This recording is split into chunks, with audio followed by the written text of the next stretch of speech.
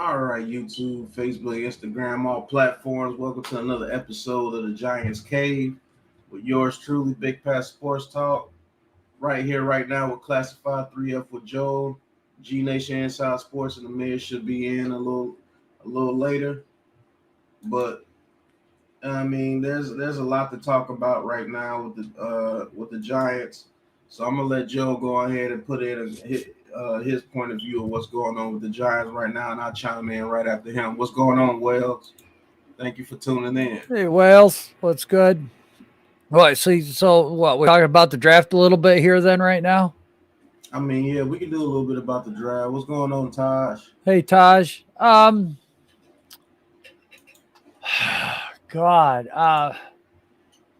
Well, as far as the draft, the teams are just starting to get their GMs. I mean, the Chicago Bears got Poles. By the way, he graduated in the town next door to mine. I think there's like 10 miles in between the two towns, if that. So local kid, congratulations to him. I love the story about how he called his dad, who's a freight hauler truck driver, and, pulled over, and both of them shared a moment. Congratulations to that guy, because I really wouldn't have minded if he was here. Hey, Zeke, what's good? Hometown boy makes it in the big leagues. Now he's the GM of the Bears. I talked to Pat earlier today. Watch out for them Bears. If Caldwell comes there and coaches them up with that GM who knows how to draft talent, watch out. They got a defense. Right. They got all pros on that defense. Justin Fields might be their quarterback. He's the best quarterback I've ever seen come out of OSU. Real good chance, developmental team, young team, but does have veterans, does have leadership. That's something the Giants are lacking on, Pat. We just don't really have that leadership of, 5 or 6 guys on the defense, a couple guys on the offense, to take charge. We're starting to get there with our own draft picks. Minnesota, they're getting ready to close in. The Texans are still a shot. And then the big news out of the Saints. Huge news out of the Saints. Peyton's retiring. Is he going to just take a year off? What's he going to do? Jerry Jones going to call him in a year? Jerry Jones talking to him right now. Probably. He was on that staff too. So a lot of this draft is going to be who's the GM, who's the head coach, what's their style, because this is really going to shake up the draft. Because I like Daniel Jeremiah's mock draft to us, man. We took Iquanu at 5, and then we took the linebacker from Utah at 7. What's the one thing we always said we want is a linebacker? Mm-hmm. Thank you, Wales. I appreciate that. Got a little more lighting, been messing with my camera, doing behind-the-scenes work. Got a video out there for everybody. What I do behind the scenes to make the edits, the banners, the videos, not going live. So make sure you tune in and check that out. I really enjoyed making that video. That was a lot of fun. This draft, you know what? Right now, it's all back to square one, Pat. This whole draft is back to square one. The Texans are looking to trade 3. I heard the Jets are looking to trade the 10th pick. What are the Eagles going to do? They say that they're rolling with Hurts, but we've all heard managers and stuff like that say, yeah, he's the guy, just like Daniel Jones. Yeah, he's the guy. They're not causing any turmoil right now. Mm-hmm. They're not going to come out and say he's not the guy. They're going to say he is the guy, no matter who it is, and then make evaluations inside the organization as to what they want. Just to go on that, Joe Sean, you with me, Joe? Yeah, I'm with you. The internet's decided to play games again. Oh, Wales, I appreciate it. I just want to go on what you just said right there. Okay. It was known that Joe Sean came out and said, Shane came out and said that Daniel Jones is his guy. Yep. Do you think that's a crocker? You know what? Or do you truly believe he believes that? Well, here's the thing, folks. Do you think that Daniel Jones has any traits to Josh Allen? Do you think he has any outside of? Now, look, we all know that Josh Allen has a huge arm. Okay, but do you think that Daniel Jones can do anything else that Josh Allen does? Run football, make throws. Who's a better deep ball passer, Daniel Jones or Josh Allen? We really don't know that right now. We think we have somewhat of an idea, but we don't have a true idea. And it's been said that they're going to bring in somebody, and I'm all for this because I don't want to see Glennon back there or Fromm as the backup. I want a real backup. I'm not going to lie. DJ does get hurt, but is he really he's just not the Josh Allen dude. He doesn't know how to take a hit, really. He's a pocket quarterback that can have straight line speed. That's it.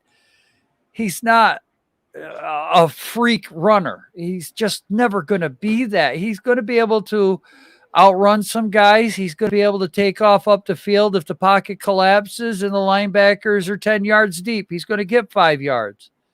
That's his game. And they're going to have to work with Daniel Jones to get the most out of him with that.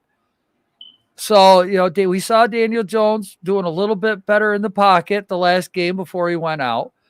We see him trying to throw the ball away more, live another down, not turn the ball over and try to do too much on third down, take what he's given. He did not have a lot of turnovers.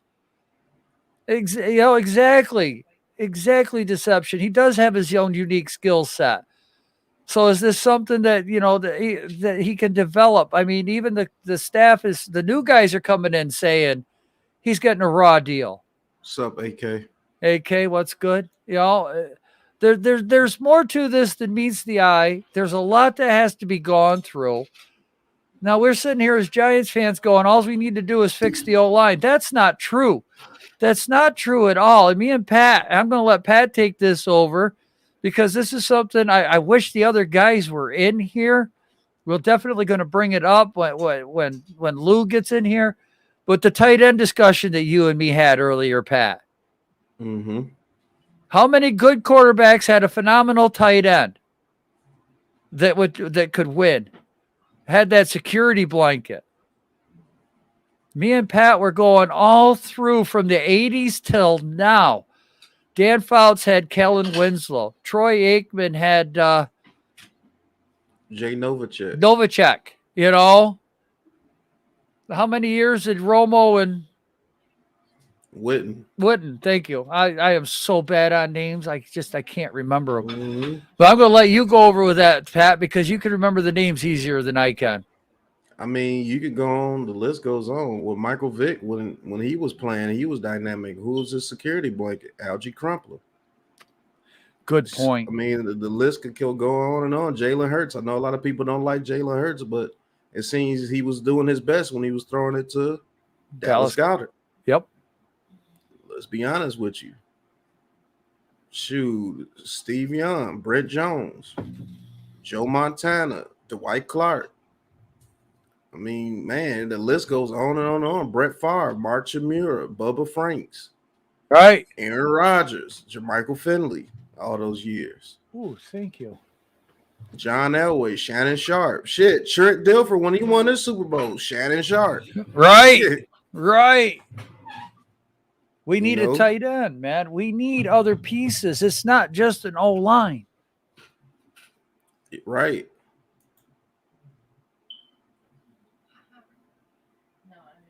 I got something to bring up. Hurry up and grab a plate. This team makes me want to puke too soon. Sorry. But I mean, the list goes on and on. Phillip Rivers, Antonio Gates. What's going on? That's Rodney, Big Blue. Rodney. What's going on, Rodney? Man, I mean, you can continue. Yeah. I mean, Dak Prescott, Dalton Schultz. Yes. Who knows what that offense would be if Dalton Schultz wasn't a dependable tight end. All Kansas City Chiefs quarterbacks, Tony Gonzalez. Yes.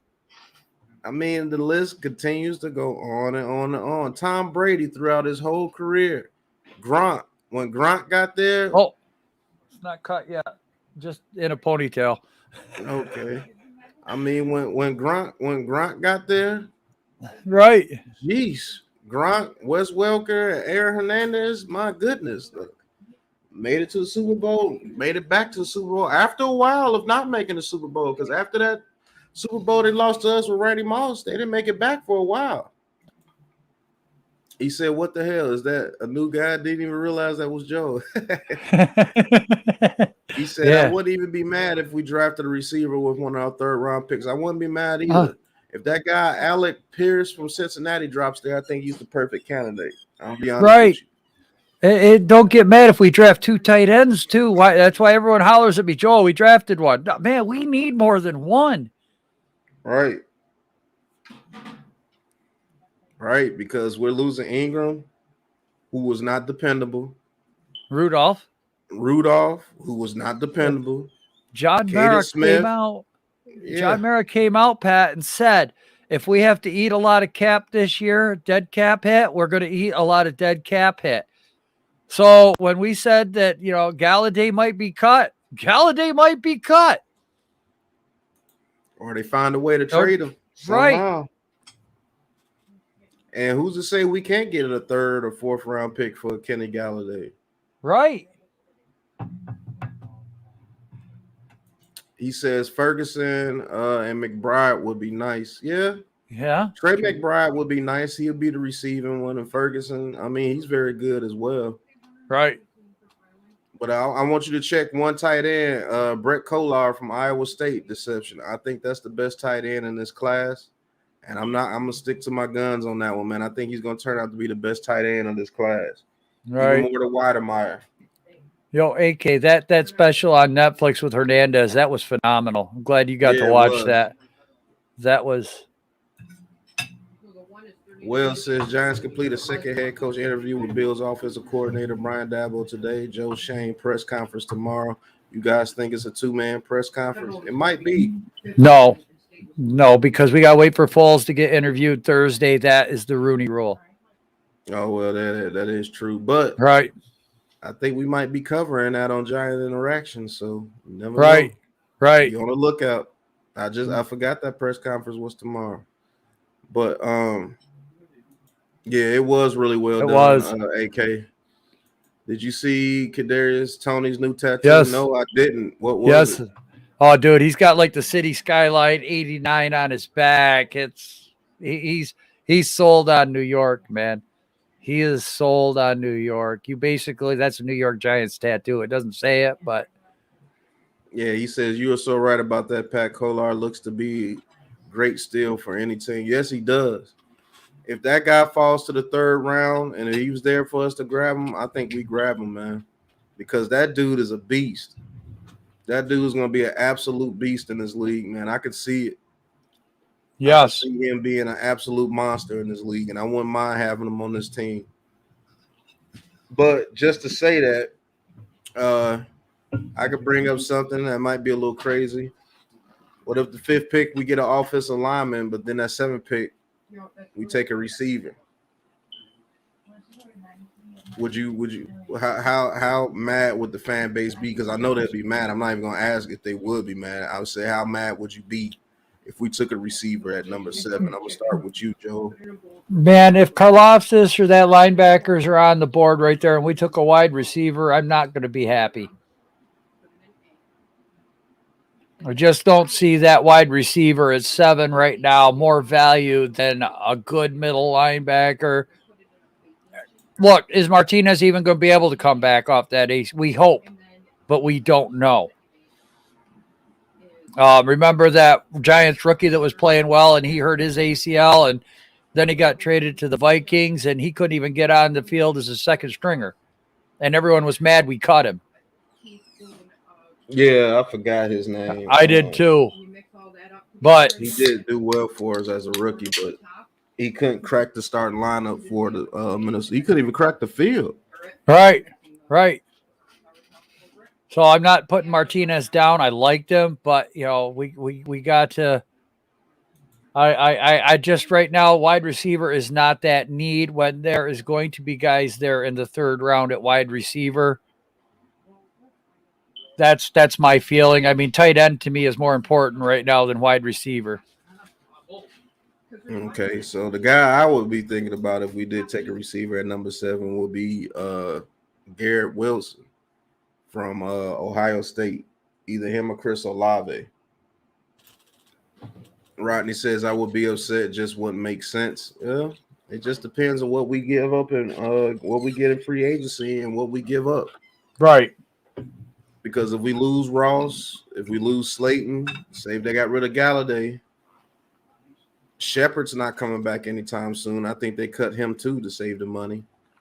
But if they get a couple of free agent offensive linemen and be like, hey, look, we got 2 free agent offensive linemen in the offseason, and then we picked up an offensive lineman with our top 5, with our number 5 pick, that will actually make a lot of sense. Because now you done got 3 offensive linemen for that offensive line. So you got 3 out of the 4. And maybe you get another offensive lineman in the second round, and there you go. Right. So that's just something to ask, man. But you say, but can you imagine Jamison Williams or Chris Olave on the other side of Galladay? Yeah, that's what I'm saying. With Tony in the slot? Whew. Yeah, that's what I'm saying. Because now you got a legit number 2 that runs better routes than Slayton. Slayton's a little faster, but Garrett Wilson from Ohio State or Chris Olave. Now, Jamison Williams, if we draft him, he probably won't be ready to play until about the 2nd or 3rd month of the season because of the torn ACL. And his first season, I think, will be a slow season. Right. But he's definitely will be better than Slayton. I'll tell you that now. And he's just as fast, maybe faster, and a way better route runner and more reliable catcher. Well, let me ask you this then. If you're thinking wide receiver, what if we did go lineman, linebacker, edge with that second pick? But then we go in the 3rd round if he's still there and get that Alabama receiver that tore his ACL. I'm talking about Michi. Yeah, Michi. What? Because he's probably going to be there in the 3rd. You think that would make better sense? Because, you're still looking at a guy that's going to take a little bit of time to develop, come back from that injury. And maybe he could be ready by the second half of the season to get some playing time. Michi will be ready before that because remember, Michi tore his ACL early. Well, kind of early, but I don't want to rush him back. Yeah, I won't rush him back either. I mean, he's pretty much the same thing Jamison Williams is, to be honest with you. If he does fall to the 3rd, I would jump all over. That's what I'm saying. There, I would not have a problem with something like that at all. Let a kid come in, get healthy, learn. I think Williams is a way better receiver than John Michi. Okay. I'm just going to be honest with you. I think he's twice the receiver John Michi is. Just an idea. Yeah, I know. It's a good idea because John Michi is definitely a good receiver. I think he's better than Slayton still. Right.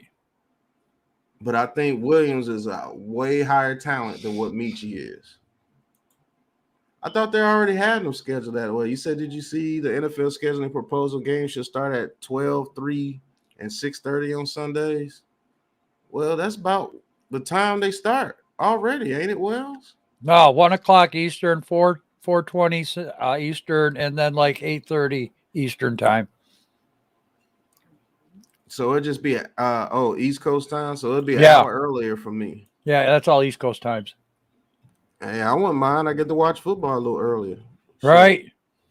Right. I don't have to watch infomercials at 11:00. Right. So I wouldn't mind that, Wells. But I mean, that's just something to throw out there. That's a possibility that could happen, man. I'm not gonna lie to you. Rodney says that's why I'm hoping we get a trade partner where we could acquire additional picks, getting a Michi, Pickens, or Pierce late 2nd or 3rd rounds. Right. Now I will say this: George Pickens, I think he has to be in the right system. With George Pickens. And I'll be honest with you, that Brian Dabo system allows you to get a plethora of type of receiver because the way it's schemed. Hey, thanks, Slay. He says, congrats on 900, sir, and soon you'll be in a 1,000. Thank you. Thank you. What's going on, Slay? I know I seen the comment you put on my mock draft. You said you really liked it. I told you like that draft for the Eagles. That Eagles draft would be absolutely scary if they got that draft. I'm gonna be honest with you. I don't see you guys being competent enough to do it, but that draft would be absolutely scary. But I mean, let's talk about this receiver thing. If Rodney, you let me know if you want to come on because you seem to have the most to say about that actual topic. I would love to have you on for a second so you could talk about it and promote your show a little bit more, the Big Blue Corner. Right. If you want to come on, just say link and I'll give you the link real quick. Heavyweight champ, thanks for coming in. Woo! Yeah. In my Ric Flair voice. Hell yeah. All Drop the link. Yeah. Send it to him on Twitter. I have him on Twitter if you don't. Yeah, that is right. Trying to think of what his name is on Twitter. New York, Rodney, New York Giants 577. Let's see this. Because he always, there it goes. Because he always shares my stuff, so I got him. Hey, Rodney, I'm sending a link to your Twitter now, bro. Look out for that link. I just dropped it to you.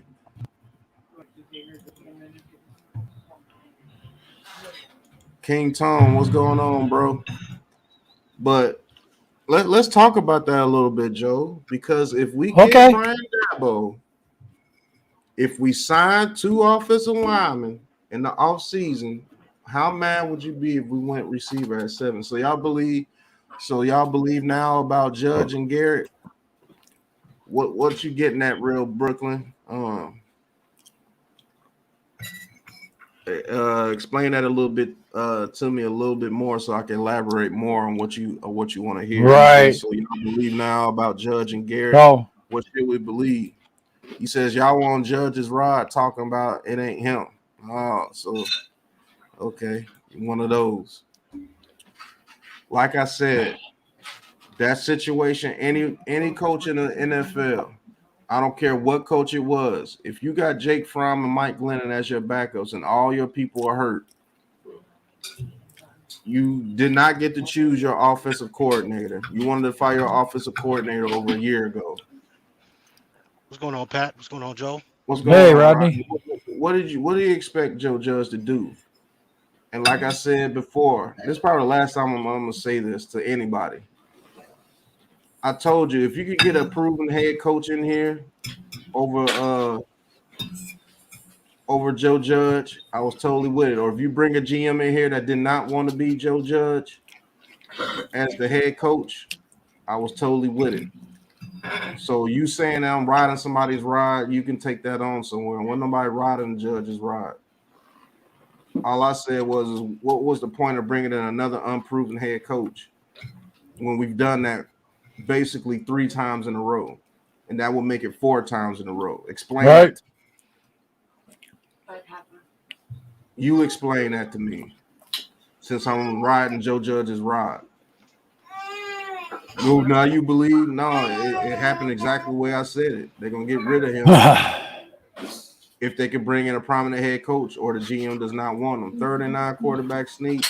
Like I said, the guy went and threw a pick 6 the very next time he let him throw the ball. You would be saying the same thing if you let him throw the ball and they got a pick right then and there. Why would you let him throw the ball? You know you can't do it. What's the difference between running the ball right there and not getting any yards or doing a quarterback sneak? And then when they punted the ball, didn't they stop Washington's offense from getting any points and got the ball back? So his plan actually worked. You just didn't like the way he did it. It was 10-23. Now you tell me exactly what was going on in that front office. There was a lot of coaches that started off bad. The guy that y'all praise so much, Zach Taylor, now that the Bengals in the AFC Championship game after 4 good years of drafting, he said in a game, at the end of the game, Thank you for believing in me because I would have fired my ass after my first 2 seasons. Right. Guess what? They stuck with him. And now they're in the AFC Championship game. Right. And he came into a way better situation than what Joe Judge came into. Yeah, tell me his record the first couple of years.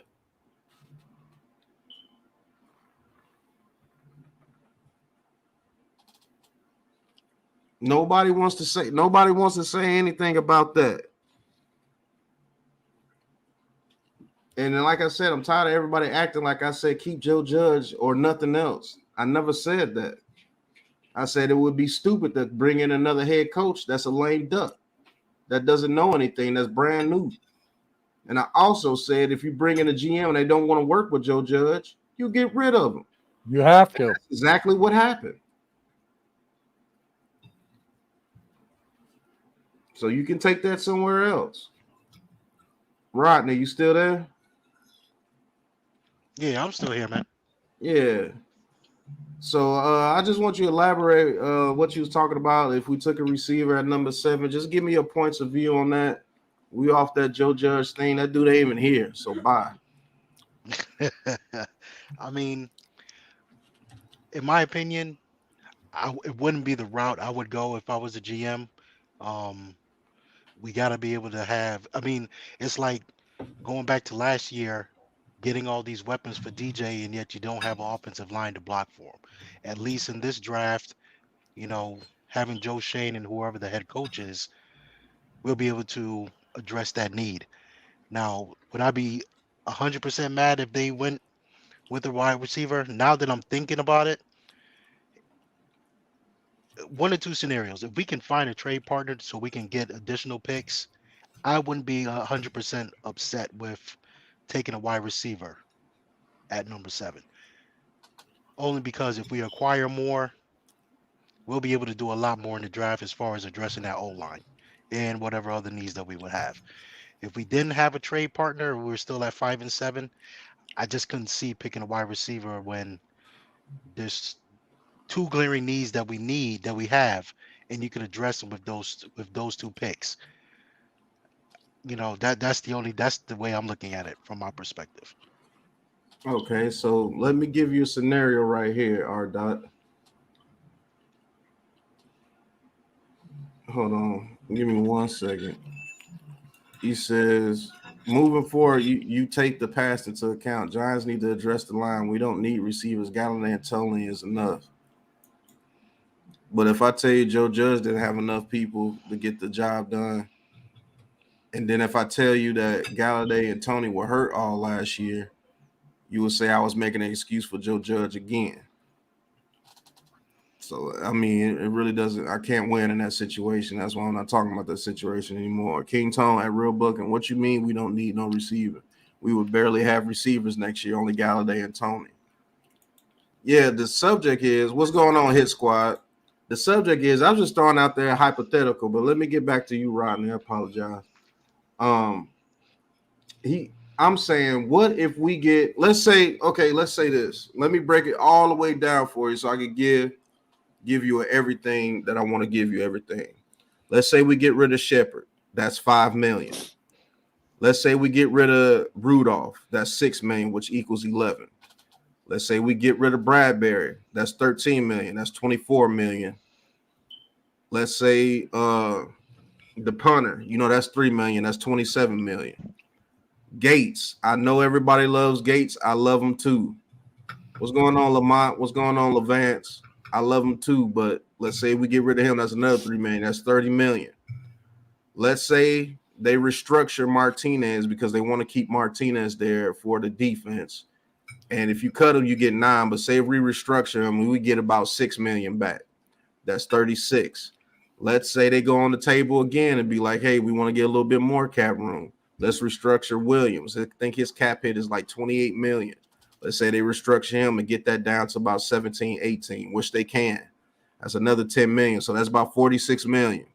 Now, out of that $46 million, if we stay pat with our draft picks now, I think it's about 11 to $12 million to get those draft picks signed. So let's just say $12 million. So we still got $34 million to play with. Slayton is still on the team. let's say they trade Slayton and let's say they just outright release Slayton. We get $1 million back for him, so we got 37. They don't re-sign Ross, so all we got now is Kenny Galladay, which I think he's a candidate to either be restructured or traded somehow, some way. Kadarius Toney. That's about it. Let's say we keep Slayton. We got Galladay, Toney, and Slayton as the receivers right now. We bring in Brian Dabo. Okay, $15 million in draft picks, Lamont, if that's the true deal. So I say we had 36. So take $5 million out. We got $31 million. Let's say they're going free 21. agency. We'd have what? 21, right? No, 31 because we got up to 46. Okay. So we have 31. Let's say we only got Toney, Slayton, and Kenny Galladay at receiver going into next season. We got Brian Dabo. You know he has a scheme, and I think Kadarius Toney will be everywhere in that scheme. I think you have a dynamite season. I'll just be honest with you. But say with that $31 million, we're able to sign one of the top right tackles or right guard and get the other one will be a lesser value right tackle or guard. Let's just say we get the guy from the Saints, I think Armstead, and we get a decent right guard. And then we take Iquanu with the number 5 pick, and we can move him to guard if we wanted to. So let's just say that's the scenario. With the number 7 pick, we got the choice of the top receiver in the draft. Do you take him there? Because we just got 3 linemen. So we got 4 good linemen on this team. Well, I say we got 3. Let's say the draft pick turns out to be very good, and we got the top right tackle or top right guard in free agency. So we at least got 3 good linemen out there now that legit Daniel Jones will be able to count on. Would you be pissed if they took a receiver at number 7? I'm going to let you have the floor. I mean, with that scenario, I think I'm still about 5% sold on taking a receiver there because you got Linderbaum that's probably just there sitting that you could draft. Oh, for sure. He'll be right there. You know, so to me, it's like you want to. I don't even know how I can really explain it. It's like you're able to add to this offensive line even more for at least the next 5 to 8 years.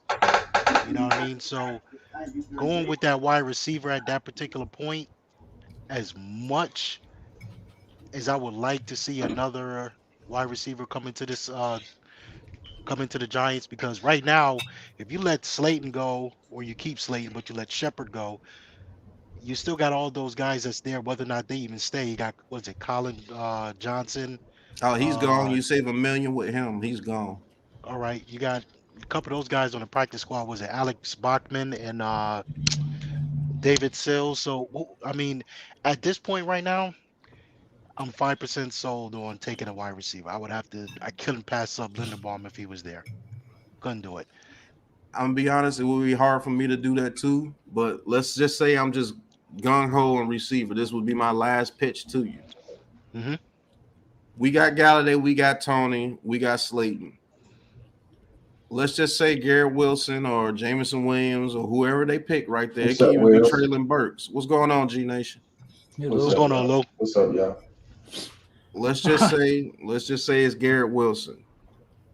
And there's pretty much guarantee that he's going to be a dominant receiver in this league. Him, Toney, and Galladay on the same field in that scheme will be absolutely scary. Especially since we drafted first. Remember, we drafted Iquanu first at 5. We got the best right tackle or best right guard, and then we got another right tackle or right guard. So answer me this. Was our line the absolute worst you have ever seen watching football? Absolute worst. So with those 3 competent linemen, these are competent linemen. These are not just bargain bin free agents. These are competent linemen. Do you think we have the little bit of a wiggle room to avoid Linderbaum right there at 7? Because that's the guy I would go with. No lie. You know what? Or I'll do tell you you. take? No, go ahead. Go ahead. Finish. Or do you take the dominant receiver with your receivers and make your offensive passing threat that much better? Or you think Linderbaum being that final piece to that offensive line makes the passing offense that much better with what we have at receiver? That's the question I'm getting to. I think. All right. So let me add to that scenario. What do we know about Nick Gates and Shane Lemieux? Because I those two said you right cut there. Nick Gates. You don't Oh, you have Nick cut Gates. Nick I said Gates. you cut Nick Gates. Yes. I got to go with Tyler Linderbaum. Got to. Okay, Because Joe. if you don't cut my Nick bad. Gates, if you don't cut Nick Gates, at least you knew what you were dealing with as far as having him at center. He wasn't the best, but he was competent. You get rid of Gates, I just don't see you passing up Linderbaum for a wide receiver at that point. I just don't see it. Yeah, It's Lamont, just Tyler Linderbaum is the truth. And Rodney, this is not me disagreeing with you. This is not me saying I want a receiver. I'm just bringing up a scenario. Me personally, I'm taking Linderbaum, to be honest with you. He says Joe Burrow got sacked 9 times for 68 yards and losses in the AFC divisional game. But they still won. They still won. Even though Tannehill played like an idiot, he still won. I'm gonna get to that quick to you, Jonathan Seven Studios. I'll answer that question pretty much right there. But Joe, I want to get your opinion on that scenario. What would you do? Man, or how listen, pissed would you be if they took a receiver at 7? Whichever way you want to go with it. I would not be happy, and I'm gonna tell you just this is the way I see it. Fans are cheering that we got rid of Dave Gettleman because he never fixed the offensive line, and now fans are cheering, let's draft a quarterback. That's the same scenario going wide receiver at 7. You know, we hollered, bitched, pissed, and moaned that Gettleman never fixed the offensive line. And now fans are saying, well, we need to draft a quarterback because Daniel Jones isn't the guy. We're not talking about the offensive line anymore getting fixed. You know, we need a quarterback. That's what we need. No, we need to trade capital, give it away to go get somebody. Well, we hardly have any capital as it is. Just for me right now, I would much rather see an inside linebacker. I'd rather see an edge rusher with that second pick. I'd rather see another offensive lineman. To me, because, look, John Ross didn't have a great year. I think he only had 26 catches, 23 catches, something like that. It wasn't a lot. But the catches he did make, you know, he produced. Do I bring him back on a 1 year $1 million deal or 1.5, whatever? Throw some incentives in there. Get 8 touchdowns. I'll throw you a $250,000 bonus or whatever. Make some of these incentive based. Give these guys a reason to go out there and play. I want my money.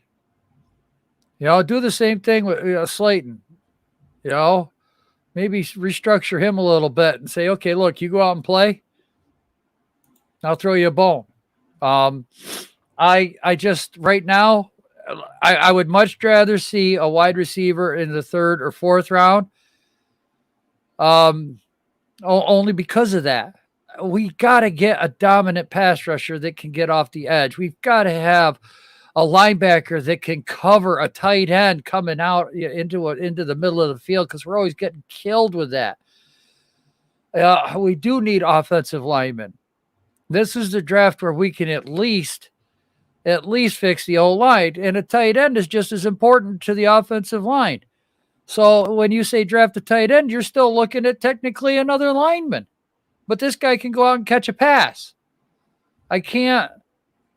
I would rather have somebody that can manipulate the middle of the field over another weapon on the outside right now. I can't.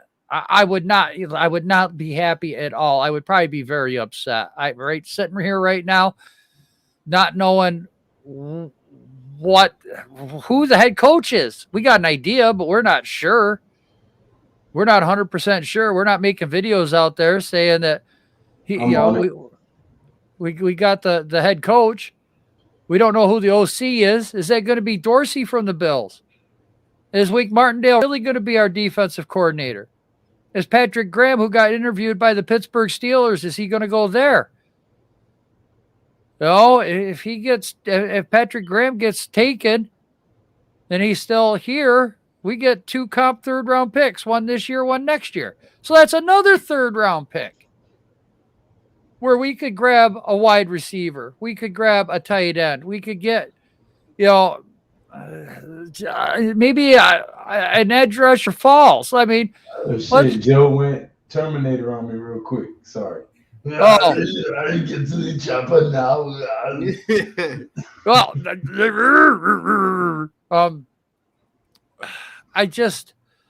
I don't know. Offensive dude. I mean, think he is going to be the head coach. Yeah, I think he is too. That's my take on it. And the rumor coming out right now is that Quinn just got hired by the Bears. Dan Quinn? Yep. I'd rather What's see going on, Rick? I'm glad he did get hired because now he doesn't have a chance to come here.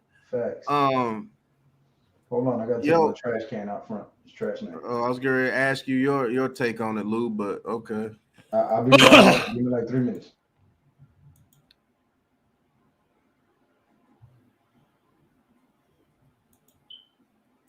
There goes the link, Miz. But this is the part where I get to play the bad guy. People come at me anyway, so this is the part I get to be the bad guy. Right. I'm just gonna play the bad guy right here. So what if I told you that having receivers like a Gabriel Davis, like a Stephon Diggs, like the other receiver they had, like a McKenzie, was the main reason why that Brian Dabo offense worked so bad? Because we all here can say that the Bills offensive line is not that great, correct? Can we agree on that? Oh yeah, because the running game is non-existent in Buffalo, and you see Josh Allen constantly running around. Okay, so they were 13 seconds away from making an AFC Championship game because they had those weapons, correct? Correct. Can we agree on that? Yeah. Yep. They were 13 seconds away from making an AFC Championship. You got to plan in the background, man. Correct. Can we agree on that? Yeah. Sorry. So here's where I become the bad guy. You know where I'm going with this. Yep. If we get 2 offensive linemen and draft an offensive lineman with the very first pick that we have, does that make our offensive line extremely better than what it was?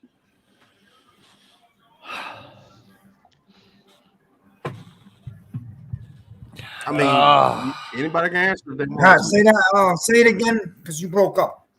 What's up, Wales? What's up? What's going on, Miz? Here's the scenario, Miz. I'm saying, how mad would you be if the Giants picked the receiver at number 7? King Kong. If they picked the receiver at 7, NWO for life. I've never heard. You were talking about Ohio State wide receiver? Yeah, the Ohio State wide receiver. Salabe. Oh, I think that's Big Fella. What's going on, Big Fella? What's happening? I will not be happy, but he didn't get the job. It was a rumor that he interviewed. Yeah, he's a finalist. One of 2 people I'm reading. Yeah. If you get more than 3 interviews or 2, that's 95% you guarantee got the job. Who are we talking about? Quinn? Mm-hmm. No. Quinn's a finalist for the Bears in Denver right now. Mm-hmm. And I said it. Ryan Poles is the GM of the Bears. I said it. That's what I heard. Yep. Holy shit. He's right.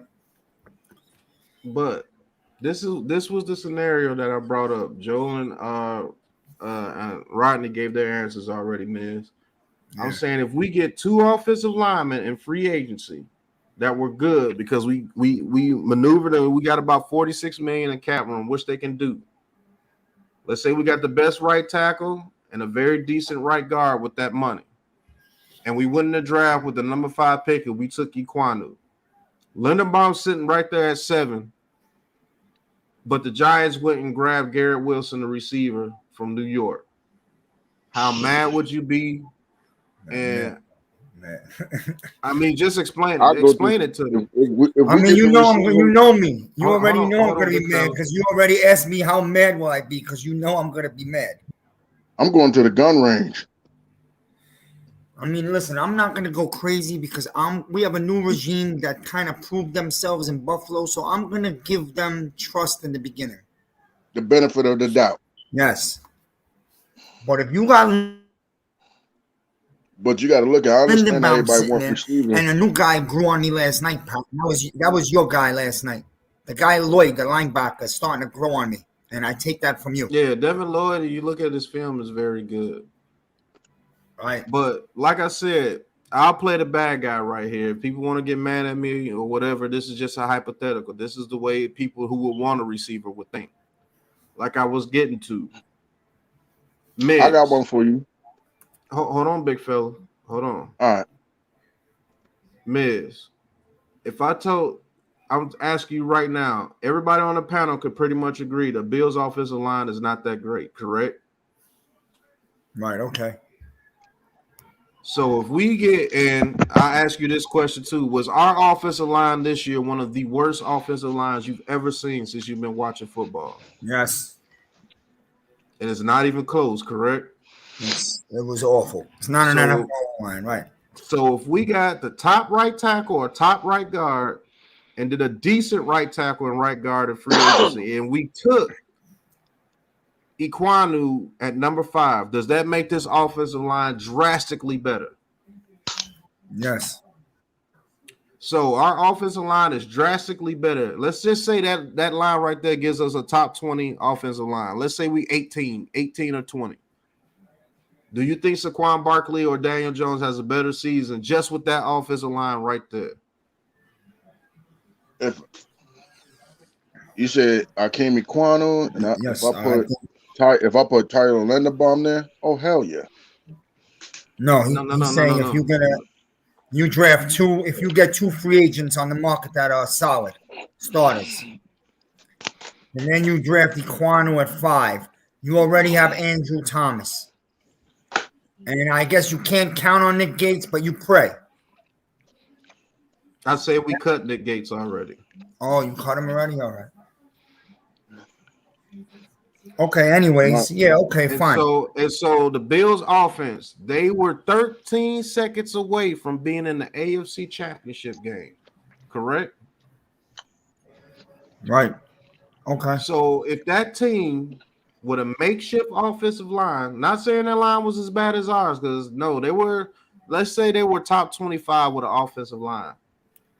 But because of those weapons, they had multiple people to go to. You double team Diggs and you double team Knox because you didn't want them to get off. We seen that the whole game. At least I did. Gabriel Davis went absolutely nuts. Mm-hmm. And I told you that receiver, Garrett Wilson, reminds me of Stephon Diggs so much. So what if you have Wilson, Galladay, Tony, Slayton, and maybe you re-sign Ross on a $1 million deal? And you got those 3 linemen that I just told you, the 2 in free agency and number 5, and they took Wilson at 7. Now tell me how mad you would be if the Bills offense did that with the same coach and GM, with the same 2 people that they did it with are now here. How mad would you be if we didn't take Linderbaum right there at 7? I won't be real. Like I said, I won't be so mad. I get it. I get what you're saying, Pat. But me personally, we're talking about just me. I could be totally wrong. If that's what played out at 7, I'm going for an impact defender. Somebody that could rush the quarterback. Either that linebacker or that Michigan defensive end. That's just me personally. I could be wrong. Nobody's wrong. No, that's the thing about this show. Nobody's wrong. This is just hypotheticals and opinions that I think of if certain things happen. I don't know if Lou heard the situation. I want to ask Lou. I'm about to go back to the original panel because this is really meant for the eldersmen of the Big Blue Crew. Hey, I'm I'm about to not go that back to fucking the. old, okay? I'm about to go Wow, he back to trying the to call you the original guy. panel. G-Nation, he Call trying to me call an you the Godfather. eldersman. So, When the The truck. eldersman. so before I Doing get like the Pat, you Godfather leave them part on. 2. So before I get back to the original panel, I'm gonna let Big Fella say his piece before he leaves on the situation. I'm gonna ask Rodney to say his piece, and then we're gonna go back to the original 4. But I want you to say your piece, Big Fella, before I get back to the original panel. All right, due to that comment, I'm an offensive lineman myself. I still play arena football. I'm almost pushing 40. My mind, you gotta fix the foundation. Without that, you don't have receivers catching passes. You don't have running backs out the backfield. You don't have quarterbacks being protected. That's always your foundation. Attitudes reflects leadership. Without the foundation, you fall back in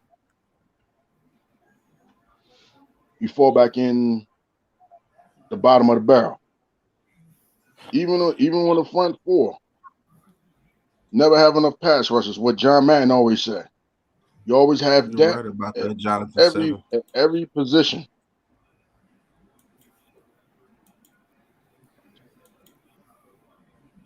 But like you said, the key word is offense, defense, special teams. I still go by that model. And I also coach Pop 1 of football. Offense, defense, special teams. Okay, well, But I totally get you on that, Big Fella. Thank you for tuning in with us. Thank you for coming on the panel. I was letting a sure, couple no people on the problem. panel before the Shout original out. panel got back. All right. Shout out, from Brick City, North New Jersey, North Carolina. We in the building. Oh yeah. All right. Me as a frat brother of Omega Psi Phi. No, I mean? What's that? The Q Dogs, Hey, till we die. Is it? That's Q Dogs? Okay. Yeah, it is. Yeah. We don't die, we multiply. Oh Lord. Yeah, that's for sure. Baby's That's for kids. sure. That's for sure. Baby's Oh kids. man, Rodney's a Q Dog. No. My girlfriend's uncle is a Q. So I know all about it. Okay. Yeah, well, I told you, you don't see one, you gonna see a lot. Yeah, man. Well, Rodney, you got lawyers, Big Fella. You got lawyers, judges. Oh yeah, even cops, bruhs. So if you get into some shit, they get you out of some shit that you won't be Yes, in. they A lot of will. shit. Yes, they will. I know. I got into some shit myself, but somebody, how you say this? Somebody shot an alias with my name, so my shit was clear. So well, don't give up all the information on stream, bro. Right. Don't look like you just right. It's America, freedom of speech, man. Yeah, they gonna put you right there. there. I was gonna say what. I got a drumstick of some fried turkey and a bottle of Hennessy. Shit. And I'm about to watch Scarface like with another 15, 20 minutes. There you go. There you go. Then I might go old school with it and watch Harlem Nights, watch Della Reese whoop on Eddie's ass. Hey, that's right. I'll shoot off your pinky toe. Shoot off your pinky toe. He pulled out that 38 and said, I'm not taking no ass trippers no more. Oh shit. But Rodney and Big Fella, I'd like to thank y'all for coming on. Hold on. We see a Cowboys fan up there. Yo, don't jump, man. It ain't worth it. It's suicide, bro. You're not in prison. You're free. You're about to jump. Don't jump. It ain't worth it, bro. I've seen somebody break their TV and shoot at it. I'm like, I'm about to grab my pistol. No, sir. Yeah. All right, Big Fella. Y'all take care. Coming on, bro. Salute. NWO and I'm life, off to work tomorrow. Shit, now y'all might see me stretched out in this month. Oh yeah, no, I mean I took a picture with Kevin Nash for my birthday 2 years ago. He was cool though. Okay. Cool. Mm-hmm. Subscribe to the channel, NWO. I need all the support I can get. I think he subscribed to all of us already, ain't it? Nah, he Remember ain't this? I did. subscribed to me. You subscribed to me? I got you on my other jack. Remember, this is big fella. I got G Nation on my other jack. I got Yeah. Big Pat. Got you. I told you. All I right, said big shit, fella. Valentine. I got one thing before I gotta say. Roses are red. People are fake. You won't see me on First 48. All right. I like that one. All right, Try to Rodney, you see still all there, right bro? here. Yeah, I'm still here, man. All right, Yeah, man. I'm still here, man. Give me some final thoughts before I get back to the original panel. I'd like to thank you guys for filling in till everybody was able to get on the panel. Nah, no problem at all, man. No problem. Anytime. Give me your final thoughts on everything, on the Giants and everything before you leave, bro. I like that scenario you brought up, but I'm ready to see this offensive line built the way it's supposed to be built. Through the draft. If we could pick up a free agent, with all the cuts that we made and getting that extra money, then by all means, but Wait. Sorry to interrupt you. Hold on. Aren't you Big Blue Corner? yeah. Then why the hell ain't you in here as Big Blue Corner so we can tell people to subscribe to your channel? Oh, don't worry. I'm gonna be putting that up real soon. And I got a buddy of mine who has a little studio, so I'm gonna start putting out some content real soon. Nice. Okay. Make sure you check out that video I dropped, Rodney. That's going to tell you how to do the cutting, the editing, the pasting. Yeah, he did a how-to video on how to make YouTube videos today. I'll definitely Shout be out doing to that, you, man. Levance. Definitely. So But go ahead, Ron. but other than that, I mean, hey, what can I say? I'm real excited to see what's happening with this offseason. We got the GM. I'm pretty sure that we're gonna get Dabble as a head coach. And Yeah. I saw some guys putting out some stuff as far as Ken Dorsey as an OC and Wink Martindale as a What's going DC. on, Joey? Joey Levance. That's something I would be interested in seeing, but I'm Dom. excited, man. I'm Didn't excited, see man. Dom. All right. Pop. You guys go subscribe to Big Blue Corner. That's Rodney's channel, man. Jonathan, Can't wait till you start Inception. putting out some content. I'm definitely gonna be tuned in, man. Eric. Love hearing what you got to say. Definitely. It's gonna be real soon, man. I appreciate y'all, man. Take it easy. Pat. All right. All right. Rodney. Later, bro.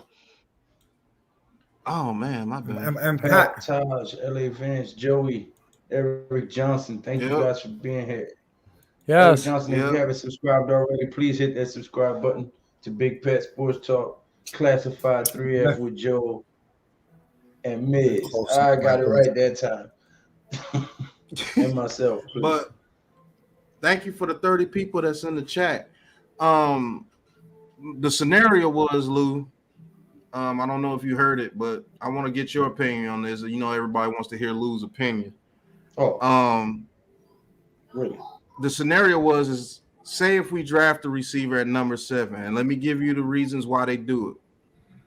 I'm gonna ask you these questions. I want to give you a yes or no. Did you say a receiver at 7? I want to answer these questions, and then you give me a yes or a no. And then you give me your opinion. I pretty much already know it, but I want to answer these questions.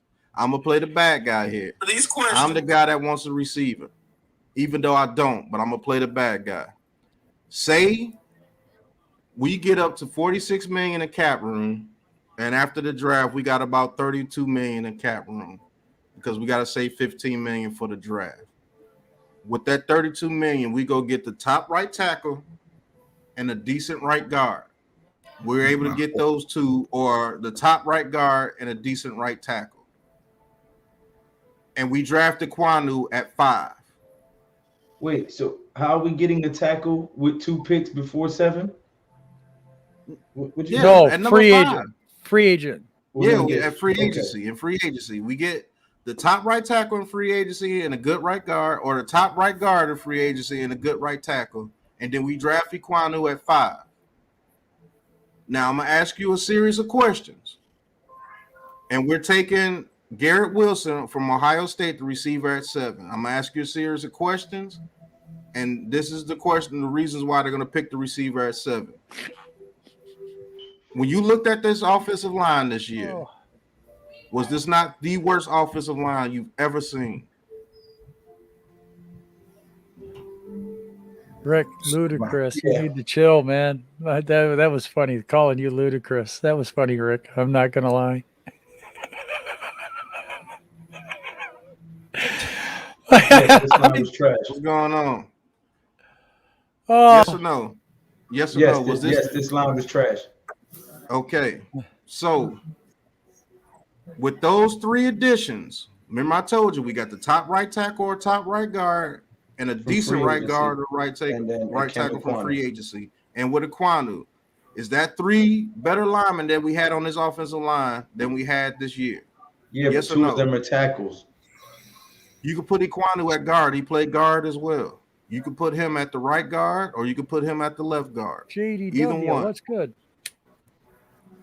Because he's played right guard, Well, left I mean, guard, right tackle, okay, and so- left tackle. So on paper, they're better linemen than what we had last year. Okay, But so this is based off paper, basically. All This is right. what I'm saying. It's a Okay. hypothetical.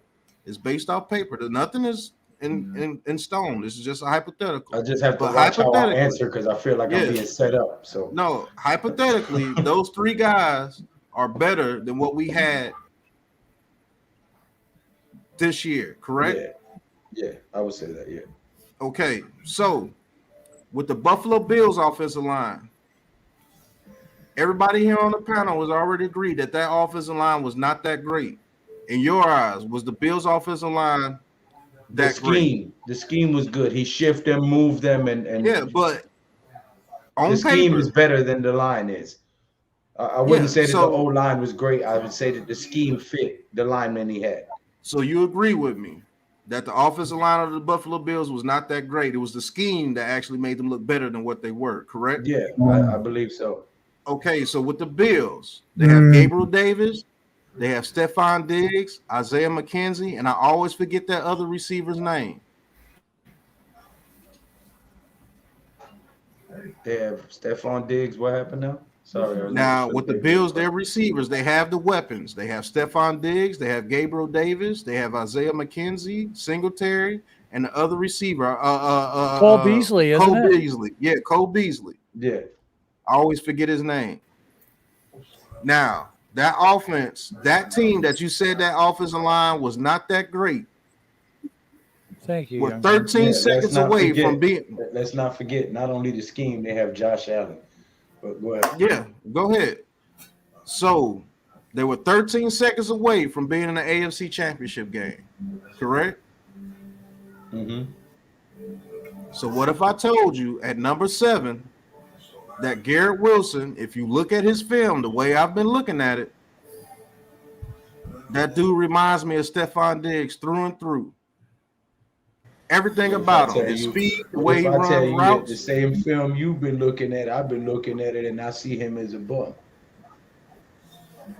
It doesn't.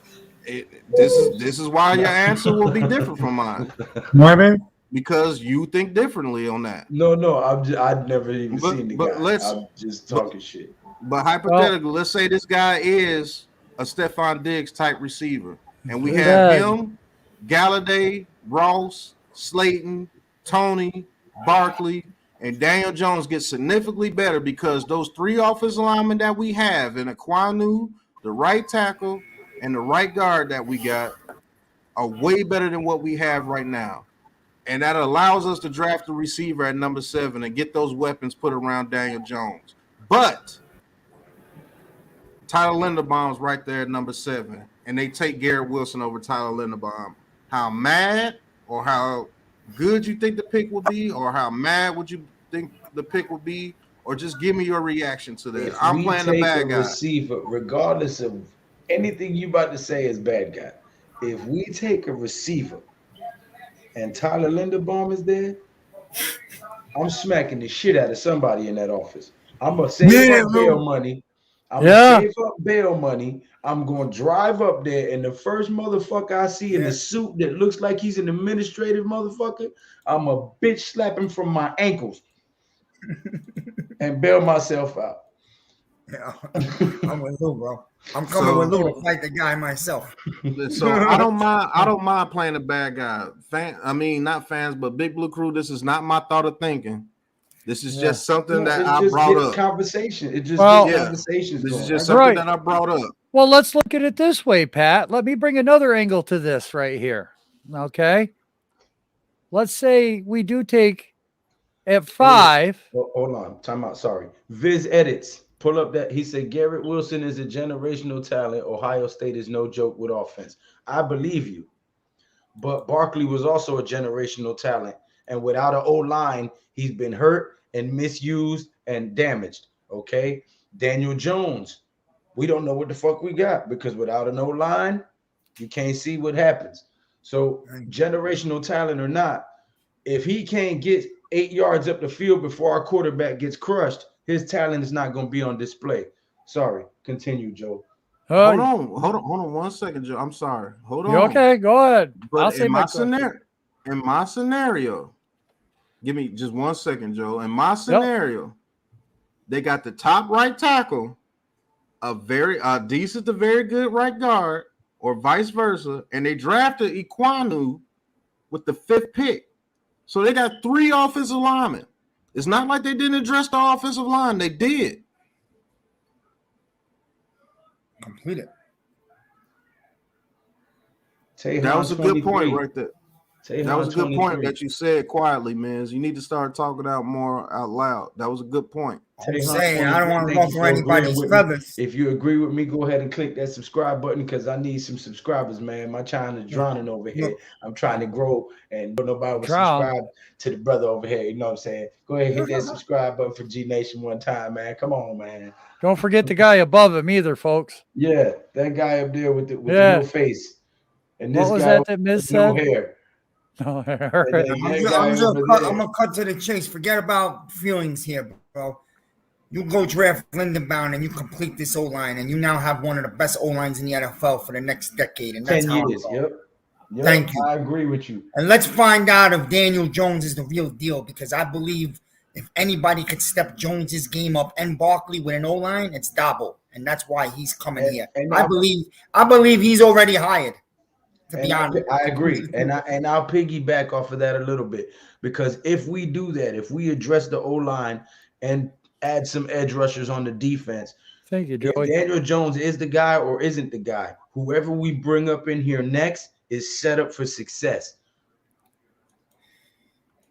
Well, we have to start thinking, I'm gonna give you a haircut when I find you. We have to start thinking in terms of how long we've been bad and how long we want to be good. I don't want to get a team from free agency and make a push for the playoffs for the next 2 years and then fall apart and be shitty for another 8. I want to build a team the right way so that if Daniel Jones isn't the guy, and God forbid we have to go get a quarterback in the next draft, whoever that guy is, and we bring him in here, he has a solid O-line that he knows is going to block for him. He's not worried about his blind side when he snaps that ball, and he can make his reads and go through his progressions. That's what I want. What if I told you he has that? I just told you we got Iquanu, the best right tackle, and a very good right guard. So only thing he's missing is a center. The monster's right there. We're missing a center. We're missing a center and a left guard because we don't know what Lemieux is going to be. And so far, no, we're not. I just told you got 3. Iquanu can play left guard, or right tackle. Look at his film. He's done all 3. Okay. Then you got a good right guard and then a good right tackle. Time. What do you mean? We don't have no depth. I just told you we bought the best right tackle and a very good right guard. Okay. Iquanu can be at left guard and Thomas is at left tackle. Both sides are protected now. So with that scenario, right, which O lineman that we have currently are you bringing back as depth? Because we don't have none. Well, Pert would be here, and so would Lemieux.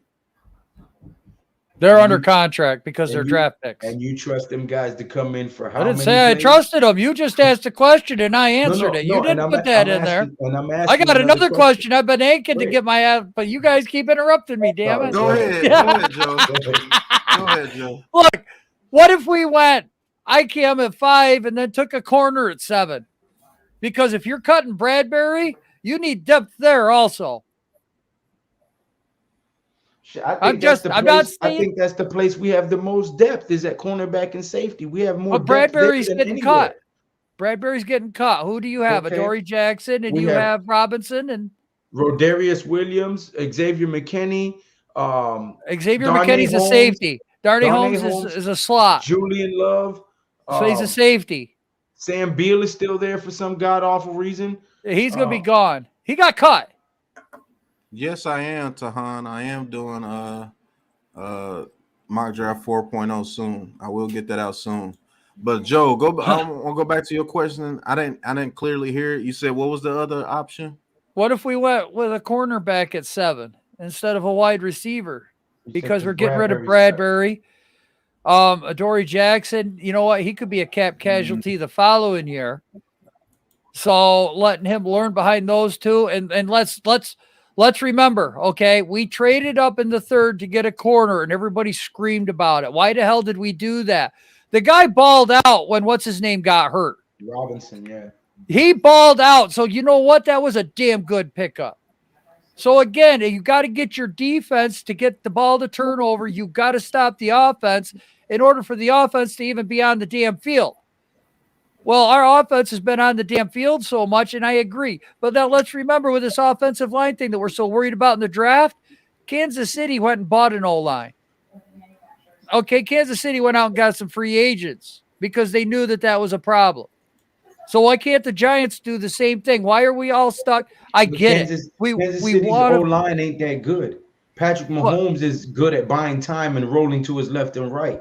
That's really the case because Kansas City's O-line is not that great. He's better than what it was in the Super Bowl. To roll out. Yeah, when they got rolling, they didn't really get rolling until that offensive line jailed, though. I'm gonna be honest with you because they were below 500 at the beginning of the season when that offensive line was just figuring each other out. But once they jailed, they turned back into the Chiefs. Now I will say that. And it's gonna totally lot better when the offensive line got good. And it doesn't matter if we take 2 O-linemen in the 1st round. These guys are going to have to learn, develop, and gel. This is not something we can't. O-linemen. Yeah, I mean that's rule number 1. It takes some time to create that bond on the O-line, so you kind of move with each other in lockstep, second nature, without having to think, because hesitation will get you killed in this league. So it definitely takes time in building that bond. Pat loves that guy. Yeah, Ahmad Sauce Gardner is off the chain. Hey, Chris Bucco, now that you're here, you owe Jersey, you owe Joe Jimmy Garoppolo jersey. Hold on, bro. Back. No, look, don't sleep on a possibility. There's a possibility. I'm not saying, but there's a possibility that at 7, if there's no small trade back, that they would draft Malik Willis. Yeah, I just did a draft. I just did a draft with that the other day. Because I'm hearing more and more whispers about that, and they say Sean has had his scouts all over this kid all year. So I don't know. We'll see. But here comes that steamroll. But Brian Dabble likes Daniel Jones, and Sean said that he thinks he has the potential to be a good quarterback in the league as well. So it sounds like he might get his shot. Jones will open this season as the starter. I can guarantee you that. And all these scenarios that we're bringing up are just hypotheticals. Right. This is not what we feel. This is not what we feel, because I'll be one of the first to tell you, if we took a receiver, even if we get lineman in free agency, if we took a receiver at number 7 and Leonard Bond's right there, I wouldn't be the happiest Giants fan at that moment. I wouldn't go off the deep end because I know what they're trying to do. I always look at both sides of the fence. Chris Bucos. Sorry. I like Chris. You said, Lou, I could get him the jersey of the guy who blocked the punt in the game. Yeah. Hey, say what you want, damn it, Chris, but Jimmy Garoppolo is playing in the NFC Championship game. He must really suck to get that far. The young man says any coach is going to say they like the QB of the team that they are interviewed to be head coach for. That's not true. Joe Shane said it. And a lot of coaches would come in and be like, I'm not rolling with that guy. Right. Fuck that. I don't want the job if I got to take him. you gotta think these guys want to continue to be the head coach, and they're not going to tell you, yeah, I'm gonna put faith in the guy that sucks. I mean, Young that man, doesn't make sense. thank you for being here, brother. If you haven't subscribed to these 4 gentlemen, including myself, that is, please do so. We greatly appreciate it. We're trying to grow something here. Big, blue, and beautiful. But I think Dabo's a guy that can work with Jones, and that's part of the reason he's coming. And Right. I came up with the other reason in my mind. You know, I was talking about it today with Buko and Adam. The thing is, I came up with. I think one of the biggest reasons why Dabo is he's already the head coach of the Giants. If I'm wrong, I'll eat crow. I said this like a week ago, but I think it's because he will come in with Sean, and they are going to build the Giants through the next 2 drafts, okay, and beyond. But let's just hold it to a 2-season build-up, part 1, part 2, with the pieces that we already have. Yes. And the other guy, Flores, who's the other guy who's in the race for this, I believe he's pushing hard to trade away picks to bring in Watson, and I don't think the Giants want to go that direction. I believe that's the one of the biggest reasons why. The other reason, Dabo fits, and he comes as a team with Sean. We know that. We know all that. Everybody knows that. So, but I believe Flores. Also, there's some things coming out that Flores did have more problems than we thought with players and the old GM. So, I didn't know that 2 weeks ago. So, not only that, Ken Dorsey might come with Daboll, and he might be the OC. And who's the guy that worked with Allen the most? Ken Dorsey, former quarterback, University of Miami. Exactly. Hey, I would like to say this though. I'm also excited about Wink, to be honest with you. When you're getting a real defensive guy, right? Yeah. You know what I'm saying, Pat? And let me tell you, if you're getting Wink here, that's what I'm saying. You wouldn't really look at 7 as a big defensive end or that linebacker you were talking about. Mm-hmm. For him, I mean, there's different directions they could go. It's going to be exciting, definitely. I would like to say this to the Deception. If you could come on the stream one time, this guy's been saying a lot of things that we've been saying. Me and Joe have been saying this forever. He says, I've been watching full Liberty games to get a better idea of Willis. I think if we can let him sit a year and give him a half decent O-line, he could really be special. I've been saying Willis will have to sit. I've been saying that. Me too.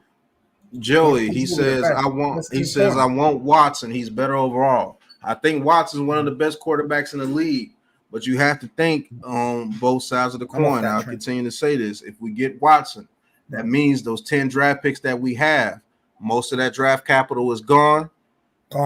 And our cap room will be gone because that $40 million that we have to get up, at least 35 to 40 of it is going to Deshaun Watson because his contract is so big. Sorry. Anybody ask me anything? Okay. No. I'm sorry. Yo, Pat, I was big on Watson like a week and a half ago because I bought into that exciting hype for about a day. But let me tell you something, man. If we get Watson, like you just said, we will not be able to build a football team for longevity like we're looking for. We will not. And we will not win. We will not be strong enough to go win a Super Bowl either.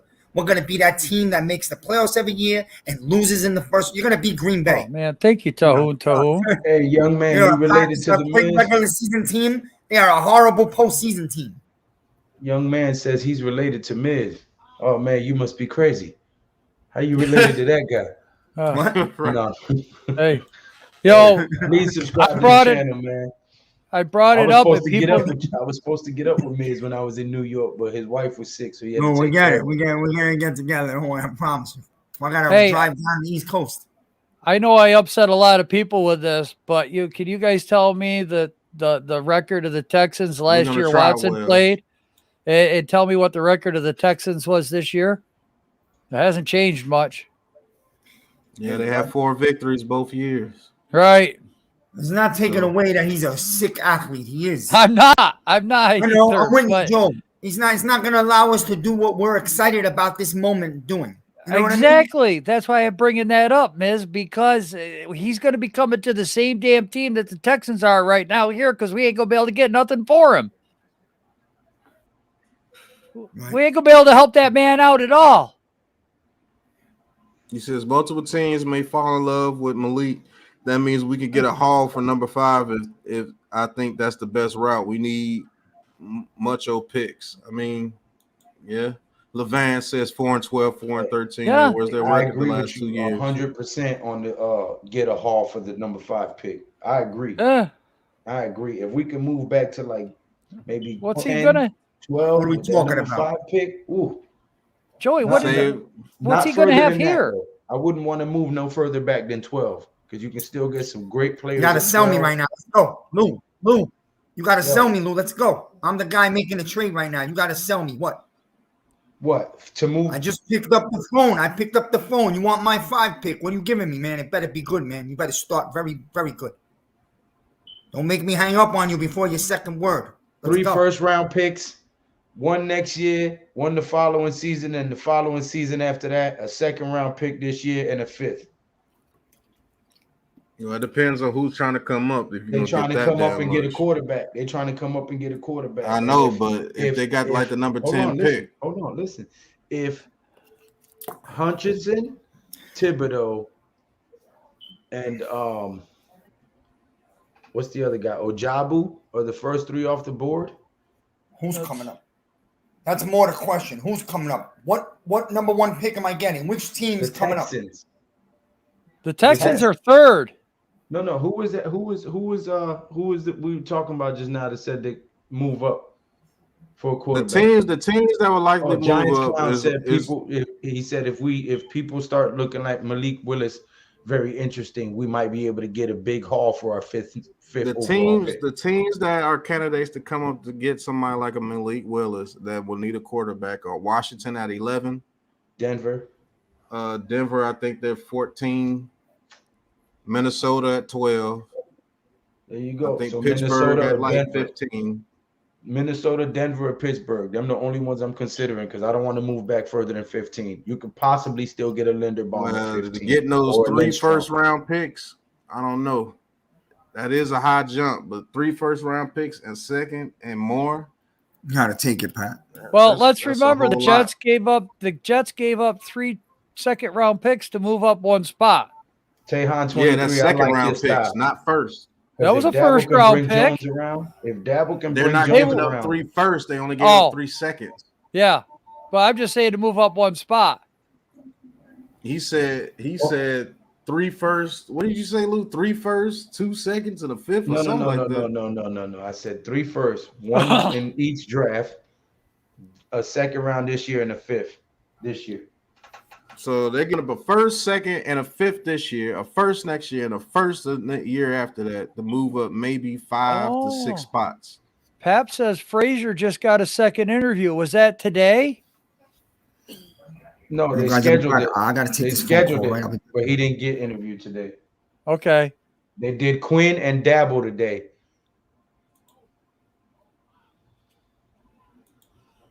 They might have. Maybe they did. Maybe he was the 3rd one, and they have to didn't hear about it till now.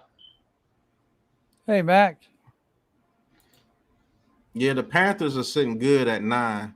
So if they wanted to trade up, because we could up the ante on anybody that wants to trade up, because if some other team wants to trade up, then you'd be like, well, you have to give us more than what this team is giving us. So, I mean, you might be able to get what Lou asked for that. Who knows? If we do, I'm taking it every day. What up, Mac? Yeah, Mac said they scheduled it. Okay, I was right. Okay. What up, Mac? Wales, Taj, Chris Bucco, Joey. Thank you for subscribing, man. I noticed you subscribed to me yesterday. I greatly appreciate it. And Tehan, I think you just subscribed just now. Thank you very much. Yeah, Tehan 2323. I think he subscribed to me after he seen my mock draft. But yeah, I mean, I think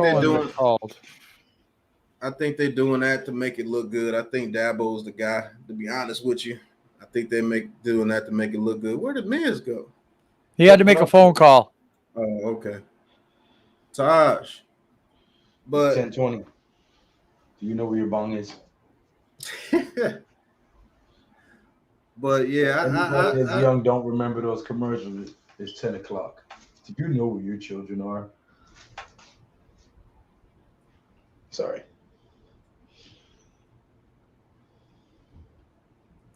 He says Baker Mayfield surgery complications. Cleveland trades up from 13. Man, that would be a bad look for Cleveland. Yeah, I said that would be a bad look for Cleveland, though. After taking Baker Mayfield #1, you trade up to get another quarterback only about 3 to 4 years after. My only problem was that Miami offense was not good. Yeah, if we take Brian Flores, man, who the hell's the offensive coordinator? Because he's gonna have to be good. He's gonna have to be good because I don't think. Well, I don't think I'm not saying Brian Flores is a bad coach. I'm not saying that. He's a damn good leader. I don't think Dabble would have got a second interview if Flores was the guy. So I think Dabble is the guy at this point. I was leaning Flores because of the rumors coming out, and Mara reached out to him personally. But I think Shane is putting his foot down on Dabble. It says here by Tom Pelissaro, Leslie Frazier a second time for their head coaching job Friday. Yeah. So he's coming in Friday. Want to see a clown? Want to see a Cole Turner breakdown from you guys? Tight end from Nevada, sleeper. Yeah, Cole Turner, big guy from Nevada. He is a sleeper. I like his style. He's like Rudolph was before Rudolph just became absolutely washed. I like him in the red zone. He's a very good red zone threat. We will be breaking down tight end soon on the pick is in, so tune in for that in a couple of weeks. We'll get that breakdown for you. But he's a very good tight end, somebody that you could pick up in about the 4th, 5th round. And he's a damn good red zone threat, and he can block his ass off too. So Pierre, I'm not mad at that guy. Anonymous player from Miami said he's wasting his career with him as QB. Flores ain't wrong. Pierre Martinez. I haven't seen you in here, man. Thanks for being. Yeah, thanks for stopping by. Tuning in. Please hit that subscribe button for me, por favor, loco. Well, Joey, Sean Payton's retiring. He said he doesn't want to go to another team. Pierre. Yo, you like me. You got a French first name and a Spanish last name. I'm the same way. I got a regular first name and a French last name. I got a French first name and a Spanish last name. Because the original spelling of my last name was YADDEAU. YADD. Yado? Yeah, Yadu. DEAU. Oh, okay. Yadu. Yeah, Yadu. Oh. That's the French version of it. Yep. My name is Je m'appelle Louis. Je m'appelle Louis? Yeah, Louis. Ah. In German, it would be Ludwig. In Italian, Luigi. In Spanish, Luis. In English, it would be Louis. I'm just stuck with Joel. Plain and simple. You know, we all know what rhymes with Joel. And, yep, according to my wife, I am one, too. Ash. Oh. Yes. Yes. Oh, some man. Welsh in that, Joel. I do have Irish, Dutch, English, French, French Canadian, however you want to look at it. I'm only second generation on my father's side. A little bit of Scottish in there too, believe it or not. I am Irish and Scottish. So on St. Patrick's Day, I can wear orange or green, either or. Sir William of Orange.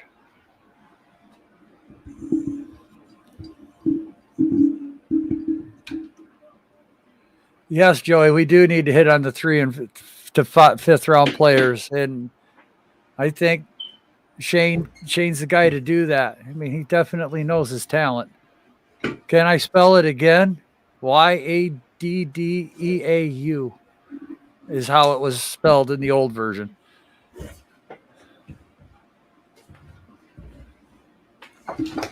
There's a bunch of them in Buffalo with the new version. I don't know. I don't know if there's any relation or not. I never got to meet too many of my family. All right. There we go. The town my parents grew up in, there was 7 bars. Blaze DD the as Kid, well. what's going Okay. on? Okay. The two double D's as well. That might be then. Might be something I don't know. Huh. Huh. I'll have to look into that. Your name is Tada. Yeah. Ta-da. Did y'all hear about Giants contracting the Dolphins supporting staff and assistant Yes. coaches to do due diligence on Flores?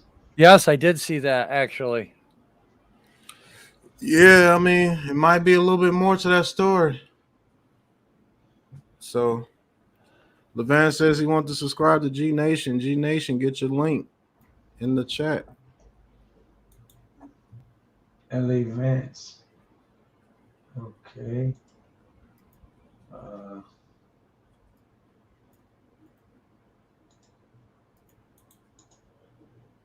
I will do it right now, sir. Oh, I got it if you don't. Oh, okay. Julia says we just need to hit on our 3rd through 5th round players and we be set. I mean, yeah, but this draft we need to hit just about every last one of them, to be honest with you, because we've been terrible at the draft for a long time. So. Yeah, we've been bombing on the draft.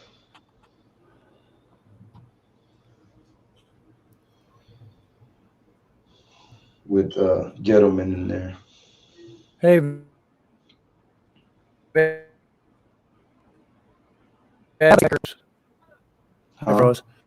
been having us take that linebacker out of Utah at 7. No problem. Yeah, Devin Lloyd out of Utah, man. Hey, thank you, very, LA Vance. good. Greatly appreciate it, man. Joe Shane is having his press conference tomorrow. Yeah, I think the Giants would get at least 3. 11-15. I hope so. I'm actually doing another mock draft tonight. It'll be out tomorrow. I might be live for that. Mine's don't have all the frills that some of these guys have. You can watch that stuff on the Giants app, right? Mm-hmm. Watch what stuff? Yeah, I'll set up a link for around that time, Joe, and we'll. Okay, I'll jump on with you. Say what? Because I'm definitely going to watch it. Watch what? What's going on? The 11:15. You can watch the press conference on the Giants app on your phone. Yeah. I'll be watching it. I'm sitting here with Pat listening. Y'all gonna go live during the press conference? Might. Yeah, we're gonna. So you might as well start at 11, get the crowd warmed up, and let time for the viewers to accumulate.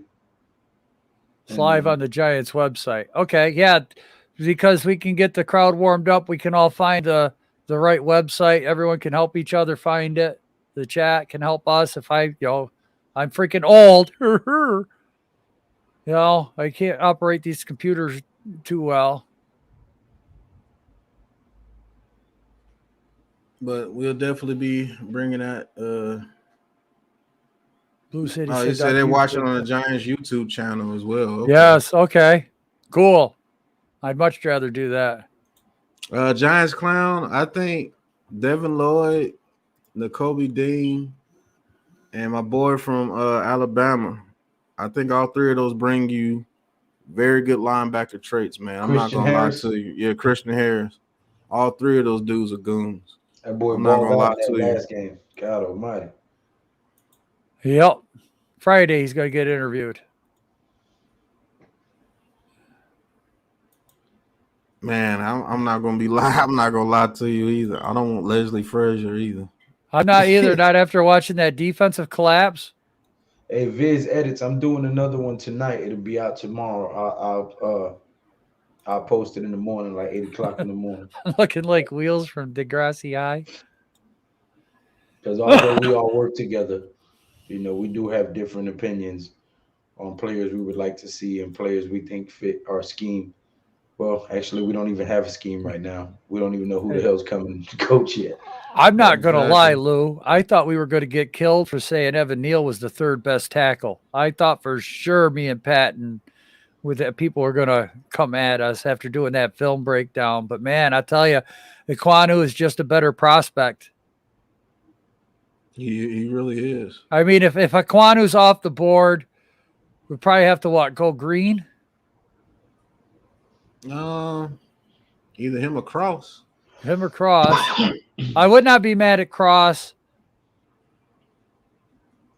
I'm not sure how I'd feel about Neal because I just see so many pert traits. Well, I mean, you also got Zion Johnson out of Boston College. If those guys are off the board and you still need a tackle. No, Zion Johnson's a guard. He's only played guard. Jerry Silver. Cannot put him at tackle. Yes, I do mean business. I'm not going to lie to you guys. This might be the most exciting offseason that I've ever seen in a long Joe got the time. Terry Silver hairstyle. He said Joe got the Terry Silver hairstyle. He means Shout out business. to Pierre Martinez in the chat, man. Thank you for tuning in. Yeah, for real, Hit that bro. like and subscribe button. Thank you to the 38 people that's in the room. That's crazy. Thank you. Man, Hit that subscribe button for us. Can you get comments is just blocking right, this Giants beautiful clown. face over here. Hey, Man, if now. you don't get out of here. Bean and Shane have been allergic to SEC players, so don't expect any Alabama prospects for the Giants draft. Hey, listen, actually, I was looking at that linebacker from Georgia. Yeah, it's N'Kobe Dean. Yeah, N'Kobe Dean. Hey, if Lou's tired of this position, he can come up top here where I'm at. I'll take the bottom for a while. Pause. Yo, listen. I knew that was coming. All I was doing is talking about swapping on screen. And Lou, yep, and I'm the perverted one. God damn you guys. Viz Ed has been here since day one, man. Shout out to Viz. Viz was there when I only had like 100-something subscribers. He was one of the first ones that sent the chat to me. I've seen him comment in my comment section a few times, but not often, which is why I said please subscribe, because I don't think he subscribed to me. That might be true, Joey. I want to see why not. I mean, Rookie of the year and defense rookie of the year. Is that true? Damn, I have no clue. But if he does, I will say he's well deserved because he changed that Dallas defense. We're gonna see how good he really is next year. Yep. There you go, Lou. Is that better? Yeah, my mind be playing tricks on me. I be swearing I hear the baby crying.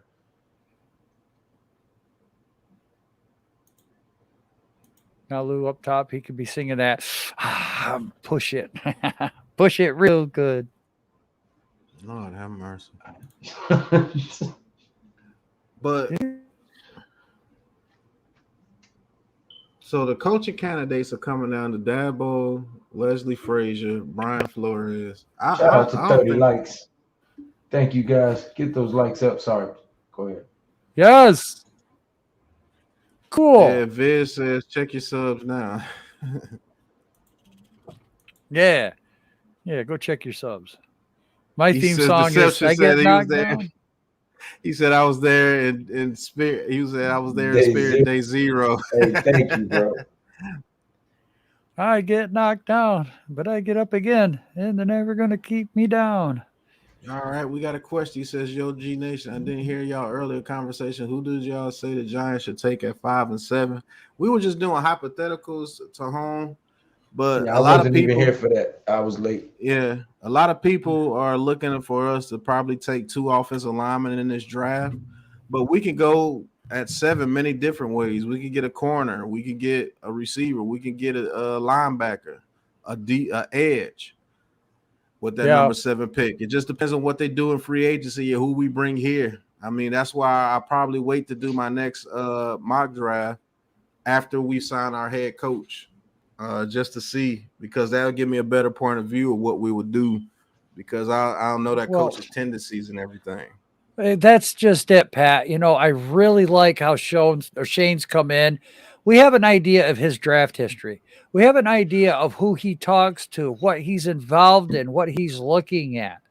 Okay, and then if Dabo is our coach, we have an idea of what he can do with the talent that is brought to the team. Mhm. Apparently, he has some input into that also.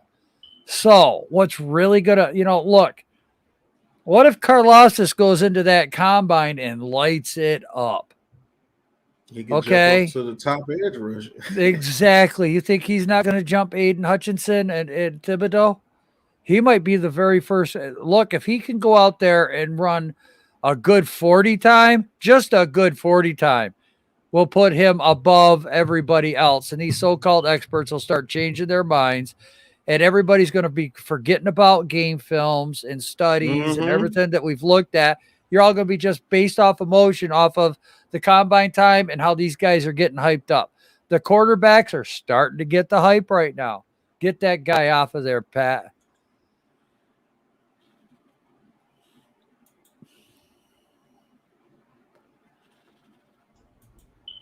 You gotta. Well, there's a special place for you in hell, you dirty scumbag son of a bitch. Right. Hey, you know what, Vized? A 40 time can change a GM's mind just like that. Yeah, I agree what Wales said to you, pal. I hope you're happy. I would not be minded at Kwanu at 5 and Karlaftis at 7, or even vice versa. I would not be upset at those. Yeah, I wouldn't be upset at those either. I wouldn't. I mean, a linebacker at 7, edge rusher at 7, even if it's Linderbaum at 7. Those are 3 positions I would definitely not get mad at. I would be. I'm really scared of the first-year head coach too, Joey. But you know what? If we really look at the last 2 games that he's coached, okay, these are big moment games, big time games, games where people step up and look at what he did. He took and did something to the Patriots nobody's done in a long, long, long time. And that's put up a ton of points against them in a playoff game. Mm-hmm. You look at this game scheme that Daboll had in the final 2 minutes. Do you see what he was doing to give Josh Allen a chance to get that ball down the field with those route concepts? That was plays that we hadn't seen throughout that whole game. And if you really think about it, the Buffalo Bills, the first 2, 3, 4 drives were going nowhere. They had nothing. But he was fast enough on his feet to realize what the hell happened. The defense gave him some breaks, and they were able to start putting up points on Kansas City. You look at what he did. That's a leader of men. That gives me a little bit more confidence as to what the guy's capable of. And we do need a guy that can handle the media. And if you followed the Bills at all, when they were on that 3-game skid, the fans were going through the roof because the offensive line was so bad and people wanted him fired. They were saying, I cannot wait to get rid of Daboll. Some team needs to take him off our hands. He needs to be gone. I don't want him anymore. There was just a lot of controversy during that 3-game skid, and he was catching hell for it. Well, Buffalo is not New York City, but Buffalo is pretty rough town when it comes to their football. They do not take things lightly. They're tired of being not in the playoffs. They want a ring in that city so bad they can taste it. Jim Kelly and that group was the closest thing that they've had to excitement. And then they gone on a 20-year skid, and now it's coming back. So these fans, it's not about winning for these fans. It's not about just getting to the championship games. They want a ring. So whoever's coaching that team is catching hell, because the head coach right now for the Bills is catching hell because he gave 13 seconds on the clock to Mahomes. He's catching hell from the beat writers, from the fans. Buffalo fans are still seriously depressed. I don't blame them. That was a hell of a game. Everybody now is bringing up the overtime rules. If the Buffalo Bills had won that game, would everybody be talking as much about changing the overtime rules as they are right now? Probably in Kansas City they would be, but you wouldn't hear a peep in Buffalo. The Buffalo Bills fans would be saying, hey, you know what? It is what it is. Have your defense stop it. But now because it was Bills and we're local and close to this area, we're having all that press and media coverage come down and swarm this area. But out in Kansas City, they're saying, well, you know what? Suck a fart. Have your defense stop the team so you can get the ball back. That's the challenge of the game. Your defense has to stop the team. That point blank, there ain't no reason to change the overtime rule. Like the defense ain't on the field or something. The defense is paid to stop the other team. Right. So when you look at the stuff, all from this year, and I look at Daboll coming here, I I told you I had to wait and see what he'd do in the Kansas City game. I said in the Kansas City game, if he only lost by a couple of points and it was in overtime, but yet they put up 35, 40 points, that's going to give me confidence in him coming in because, in a high stress moment, a high impact game, a game that really mattered against, a team that's gone to, this is their fourth AFC championship game that they're holding. Their fourth in Kansas City Stadium. So, you're looking at one of the best teams in the NFL right now, and they went toe to toe with them. He actually, yeah, he should have. 13 seconds and your defensive court. That's one of the main reasons why I wouldn't want Frazier here. Right. Me too. I don't want 13 Frazier. seconds.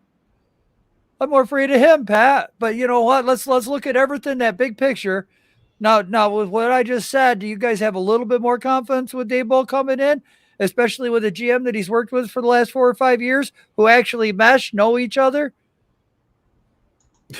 Pierre says Daboll would bring Trubisky with him. You never know. He said it was the other way around. No one will even care about changing the overtime rule. They would just tell Kansas City to get over it. Right. Yep. He said second or third for Corral. That's a steal. I'll be honest with you. I'd rather use that to get depth for this team. Yes. And see exactly what I can get with Daniel Jones. Let's not forget, guys, these last couple of drafts, we've had guys fall to us. We had a guy in the first round, and Xavier McKinney fall to us. We had a guy that was first-round talent, Ojulari fall to the second round. And then we got a corner that was supposed to be in the late first, early second, fall to the third, and we went up and snagged him. Guys are going to fall. Guys are going to be there. And I have a feeling that Sean's going to be keeping an eye on guys with his draft boards and start picking up talent for this team. Yep. Talent in deeper rounds, which a lot of people are correct on that. We need to start. I just got it in a ponytail. He says, nah, I'm not on the Dabo train, but if he gets hired, so be it. No. Okay, Pat, who would you want to be the coach, Pat? He wants Flores. Nah, he just got it in a ponytail, Advance. He says, I have to be honest. I'm not a fan of none of these QBs in this draft. I'll be good with signing Marcus Mariota or Teddy Bridgewater. What do you guys think? I'm cool with Marcus Mariota. That's the guy I actually want us to sign. I know Joe says he thinks he has a noodle arm, but like I said, man, watch film on the cat. That cat balled for the Tennessee Titans before Tannehill took over after he got injured. He took that team that's way less talented than Tannehill had to the playoffs twice and actually beat the Chiefs in the playoffs. He's the last person in the AFC to beat the Chiefs in the playoffs. I truly believe that. Yeah, he did. So, I mean, that guy's talented. Who knows what he could do if he get a shot? I think Brian Daboll can make Daniel Jones a better quarterback, though. That's why I'm not a fan of drafting one of these quarterbacks because I think that would be a wasted pick. Hey, Wells, I've been checking Cobra Kai for the past 2 nights. That series is dope. I didn't think it was going to be that good. Yeah, that's why I slept on it. Now I'm watching this shit. Right. Pap says he wants damn TV. I can't be binge watching shit. I gotta work. I gotta raise kids. I gotta try to fix my marriage. I gotta try to put out content. I'm doing a lot of shit here and not getting a lot of sleep. Okay, I can't be watching TV. Pat Burial said he wants Flores as coach. Give me a reason why, Pat, you want Flores as coach. He said, wish Flores can't run an offense. I guess that meant but Flores can't run an offense, Pat. He says Terry Silver. Now, Mariota want all-pro backup money. Well, if he wants all-pro backup money, then we can't do that. Fernando says Cobra Kai never dies. He says, watch Peacemaker. It's so funny. I got to watch that too, Viz. He says, got to watch Suicide Squad 2, though, to understand it. I didn't really like the first Suicide Squad, but okay. He said, you got to watch Suicide Squad 2 to understand Peacemaker? Oh, that's that movie with that's that show with John Cena, I think, But Peacemaker. maybe Joe Shea might want his own quarterback. It says it's really good. They brought back all the original actors from the movies. He says, but maybe Shane might want his own quarterback like a Malik Willis or Matt Corral. We I think if signed they Matt draft, Corral. They're gonna have to corral me away from the stadium. I'm gonna whoop the shit out of somebody up there. I don't like Matt Corral, man. I think he's overhyped. I think he's very inaccurate, and he gets hurt a lot too. I'm just gonna be honest with you. And I think if we drive Malik Willis, I think we need to sit him a year. Oh, I'll be right back.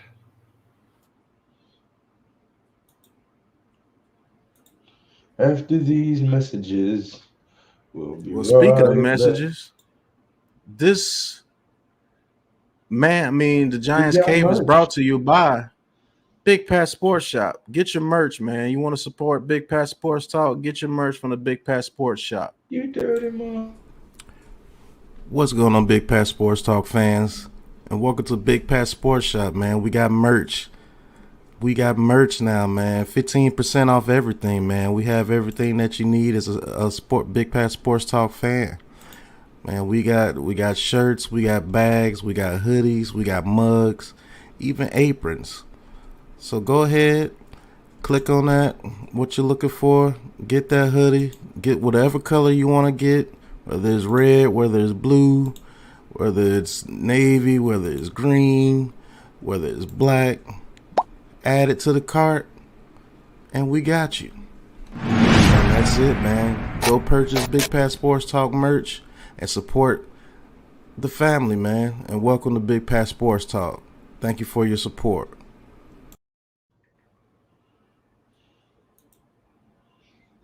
Well, you're a dirty motherfucker, boy. What happened? Something about the Giants Cave is brought to you by Big Pat's merch. We gonna do that with everybody. When y'all get y'all merch started, it doesn't matter if it's on my channel. This channel brought to you by, this is a part of Big Blue Krew. Everybody. Actually, y'all need to go create y'all merch. It's easy. It's on Shopify. You can do it on Shopify. You can do it on God, what's that site that I do it? Spring Tea. You can do it on many platforms. And it is free to start up, man. You guys should look into doing that, man. Because if so, I'll create commercials for everybody, bro. And those will be our commercial breaks for the game. You want badges? I'll show you badges, mother bitch. Yep, 15% off, Wells. Hey, Dan Quinn is having a second interview with the Bears. I hope they sign him. I'll be honest with you because I do not want that guy here. But who they should be trying to get is Brian Flores. I think he'll be perfect for that. He said he got a raw deal in Miami and his players play hard as fuck for him. Has experience, just need a new scheme. His defense is tough. He just needs to nail an offensive coordinator. Let's see what he brings Thursday. Like I said, you're going to have one dynamite offensive coordinator because if he comes here and we don't have a good offensive coordinator again, you're going to see the same thing that happened with Joe Judge. I promise you. They're talking about Dorsey, but that's with Dabble, right? That's the Right. coming out. Huh? Yeah. Dorsey might come with Dabble. He said, what would you guys think if we got Mike Zimmer as defensive coordinator? I wouldn't be mad at that. He says, you know what I'm like? What the Giants to take a quarterback in the drive just to get G Nation reaction so you can go viral. On the draft. Yeah. That'll be a funny sight, but it won't be funny when we on the field getting killed. Right. That would be funny. Because we signed Matt Corral, boy. I'm telling you, I might lose my shit. I might have. Boy, you ever seen Sanford and Son? Oh, the big one. I'm coming, Elizabeth. It's the big one. He says, how does this year's coaching market look like compared to recent years? I'm I sorry. think it's better than the past couple of years. I think this coaching market is better deception, to be honest with you. To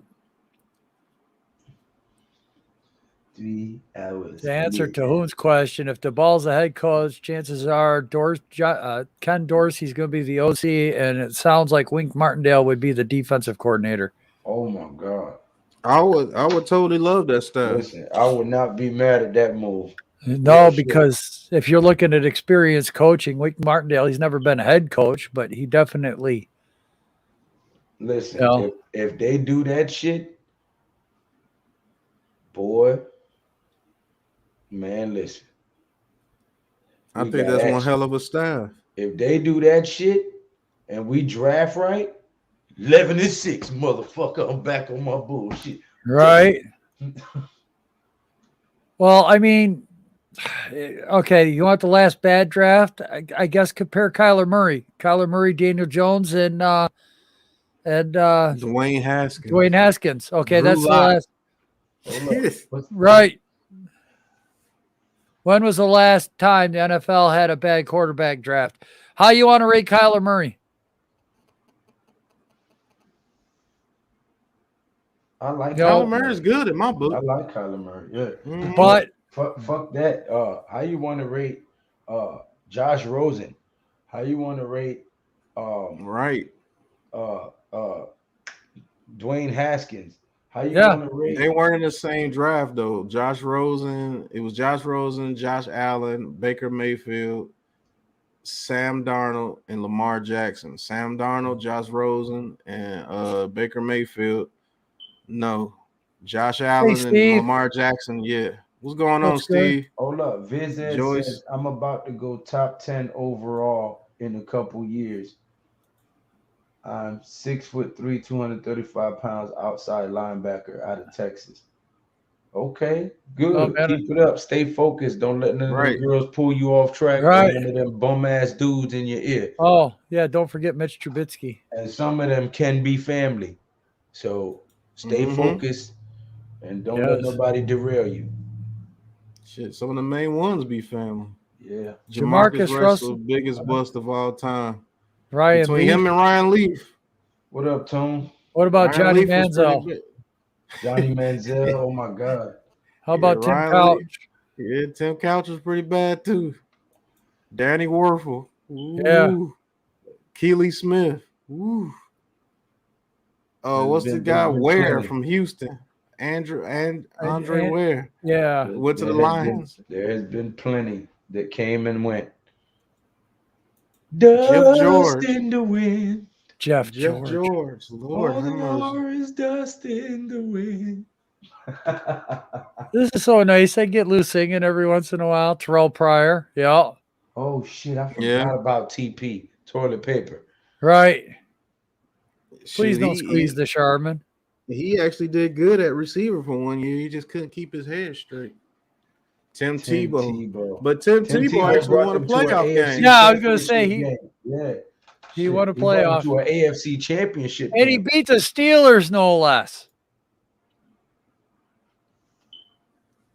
Only for a moment, and the moment's gone. Kansas, baby. Oh man. But we're gonna have a lot to talk about tomorrow. You got the interview from Joe Shane. That should be happening. I think everybody's saying 11:15. Yeah. Is that Eastern or? That's Eastern. You know that's Eastern. 10:15 your time. Oh, mercy. I'm gonna have to wake up early. Yeah. Kent Graham. Dave Brown and Kent Graham. Yeah, there's been a lot of busts. Dave's Webb. Oh my God. Kyle Oletta. We've had our fair share of horrible quarterbacks for sure. You know who I wish would have got a chance. It just sucked that we had him behind Eli because we wasn't moving Eli. David Carr. He got a chance with the Texans, but he just got crushed. David He Carr was the number was one with pick. the Texans for a number of years. He was older than Eli when he came here.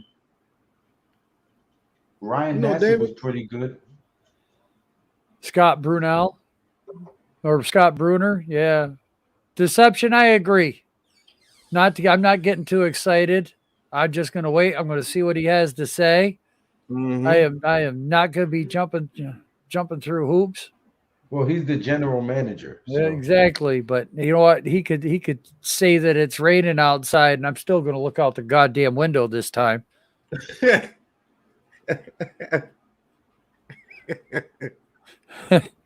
I ain't following that line of bullshit no more. Yeah, Steve. Sean Payton's going to retire. He's probably going to go to the broadcast booth on ESPN or something.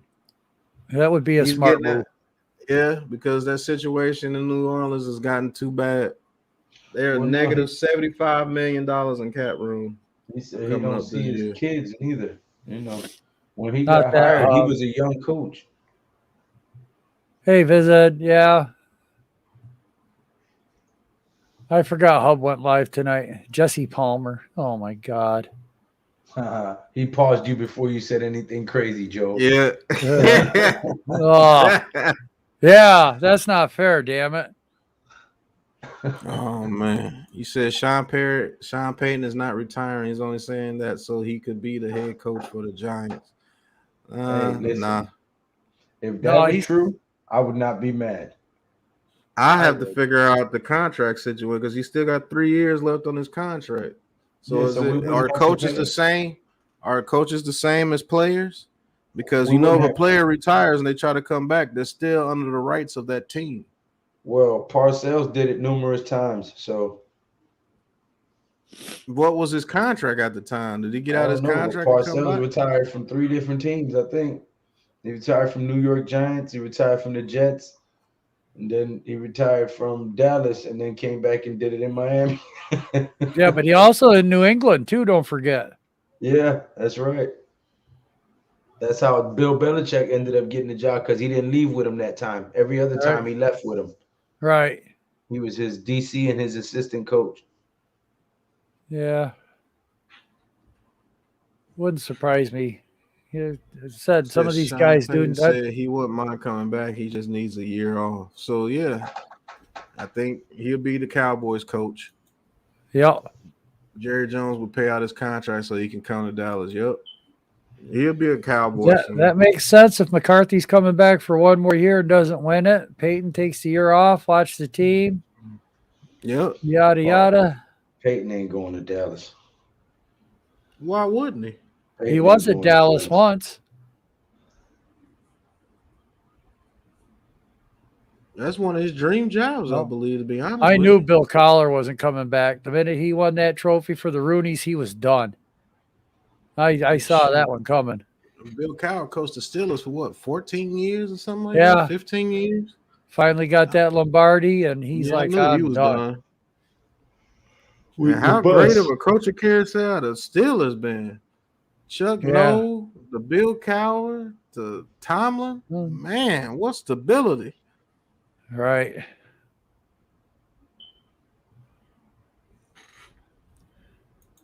He says Peyton is not going to argue with Jerry Jones' sons over shit he's been doing the right way for 13 years.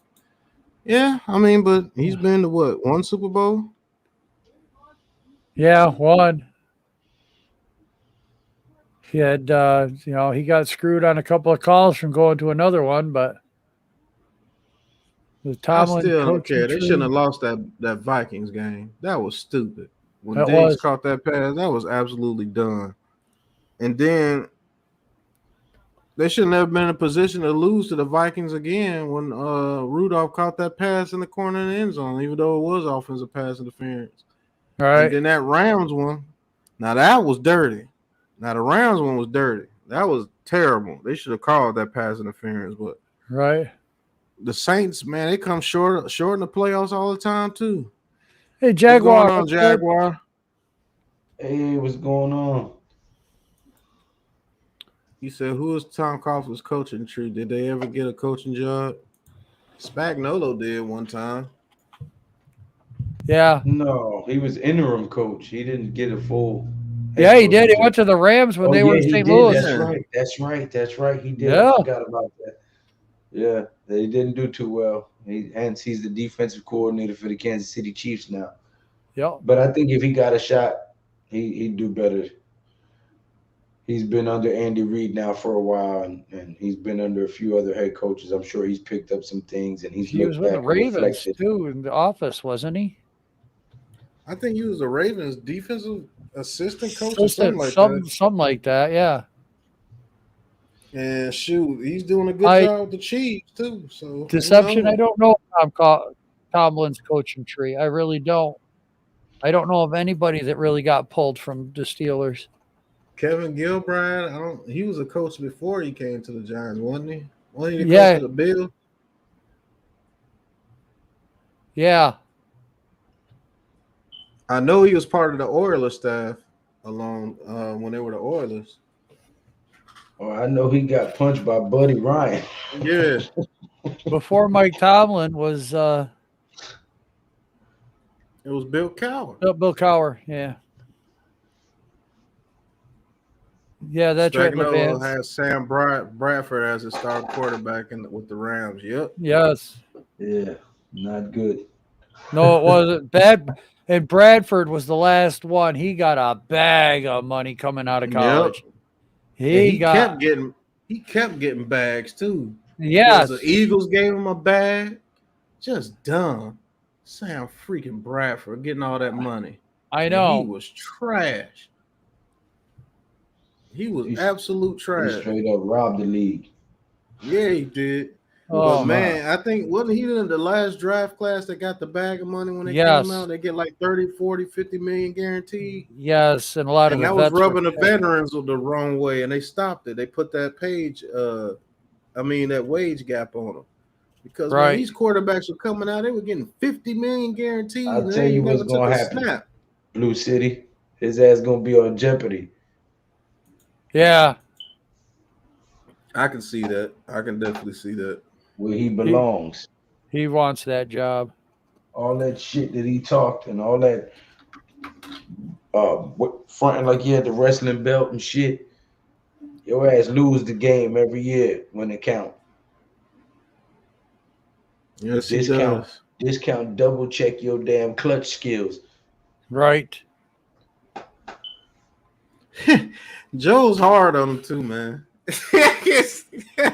But people be like, Aaron Rodgers is a great quarterback, which he is, man. I'm not gonna take that from him. Steve, if he does, he's pretty much got the leverage. He said he only wants to coach at two places, and I think that was the AFC West or the NFC East, and it would only be for the Giants in the East, and I forgot who it was for the West. Was it the Raiders? The Raiders. Yeah, the Raiders. Yeah. Heavyweight championships, weight champion of the world says, don't hate the player, hate the game. Aaron Rodgers got powerbomb. Yeah, no, I don't like Aaron Rodgers. No, I don't either.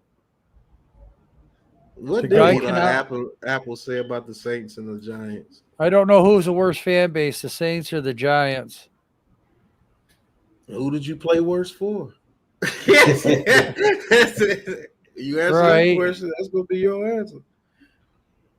This guy makes one, and he was getting punished in that game. He just got that tip because Ryan Tannehill played a bad game. But it is what it is.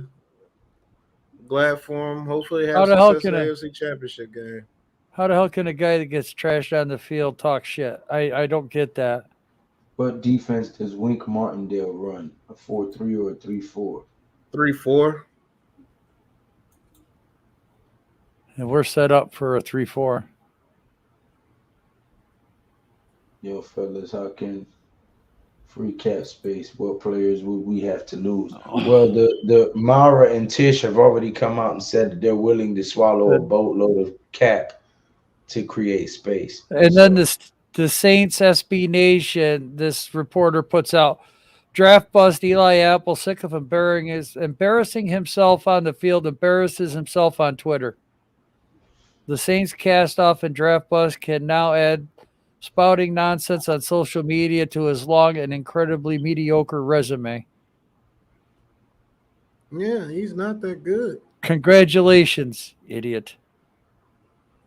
We could cut Rudolph, 23, Rudolph, Shepard, Bradbury. If you want to cut Martinez, you can. The punter, Dixon, Nick Gates, Booker. If you want to, you save $2 million. Ryan Logan. Yeah, Ryan Logan.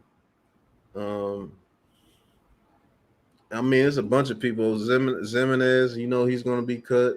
Yeah, that saves $1 million. I mean, it's a lot of people that you can cut that save a lot of money. So depends on what they want to do. And I think he just set that up because if they want to go in free agency and get a top offensive lineman or get a player here or two, they can. So just depends. Sheila Apple. Yeah, Eli Apple was terrible, man. I ain't like that. I was so mad when they made that pick. I said, Eli Apple. Out of all the people you could have got, you took Eli Apple right there. We don't have BJ Hill.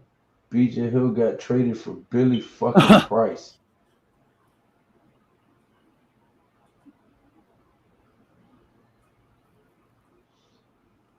Yeah, deception. Yeah. BJ Hill is gone.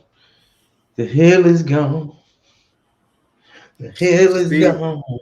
Steve said, is Saquon Barkley staying? I'm quite sure he is if we get that offensive-minded head coach. Yeah. I'm quite sure he will. And he's still lethal in the swing pass, on the screen, short crossing routes, running up the middle. The dude is still a threat, man. And with this whole other offseason under his belt, he should come back fully confident, trusting his skills and abilities, and we should see a beast next year. Okay. Tahan 23 says, who's worth resigning out of the people that we're releasing? Nobody. Shit, nobody. Right. None to the none. To the none. Unless you like Jabril Peppers that much.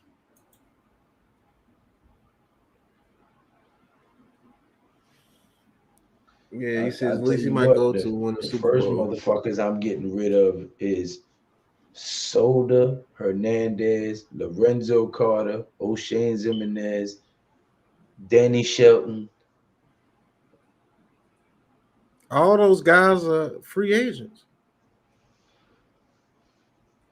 God, all our young talent is still on the cheap. I mean, fucking Williams, Bradbury, Galladay, Jackson, Martinez, Shepard, Ryan are the expensive guys. Then the next guy is Andrew Thomas, and he's like nothing. Hey, listen, I would like a Jerome Ford. I don't think they take a running back in a second, though. I know a lot of people like Charbonnet or whatever, but I think Jerome Ford is a hard hitter. He reminds me of Bradshaw. He's a little bigger, but that guy, he could be a number one back if he's allowed to be. Pat Barrios says, kind of want to keep Bradbury. I really like Jerome Ford. I do too, Deception. That's what I just said. Jerome Ford. He said he wants to keep Bradbury. Mm-hmm. He says, do y'all agree Giants cannot sign Barkley to big contracts, so when they do, they trade him? I don't think they sign him to a big contract. To be honest with you, he's already on his 5th-year deal at $7.2 million, so you go along with that. I think they tell him you need to ball out and prove that you're worth re-signing this year. You know what I'm saying? And then if he does, then they come back to the table and negotiate. I hope he's a Giant for life, but if I was ownership, I would tell him, listen, as much as we like you and all that,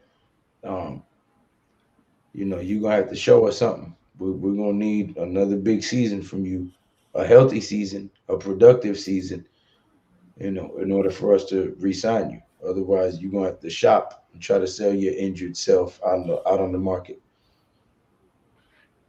And that's just real. Boy, wow, Bills fans are not happy with Ken Dorsey thinking about coming here. Yeah, because they be losing Dabo and Dorsey. Right. But that's an upgrade for him because he's only the quarterback's coach or something, man. Yeah. But if they offer him the OC, Would he still come here? That's the right. point. Right. And They they're would have to definitely give him a keeping bag. Oh, Deception, you were just agreeing with me? Yeah. they're keeping Josh Allen in the loop on who's the OC. So Yeah, that would be a total huge blow for them if they lose Dorsey and Dabo. That would be a huge blow for them. That would suck because they're already losing their GM as well. He's the assistant GM, but he's basically been the one making those picks and everything. The GM came out and said it. So, Bean. Oh, yeah, that's a heck of a chance Jamar Chase has a good big-time game against the Chiefs defense. yeah. Dabo is still going to be the play caller if he's coach. Yeah, I truly believe that too. He's still going to be the play caller. But not if Dorsey comes over. Like Dorsey's been running his system over there with the QB, so he should know the ins and outs of it. I think that will help out Dabo a whole lot too.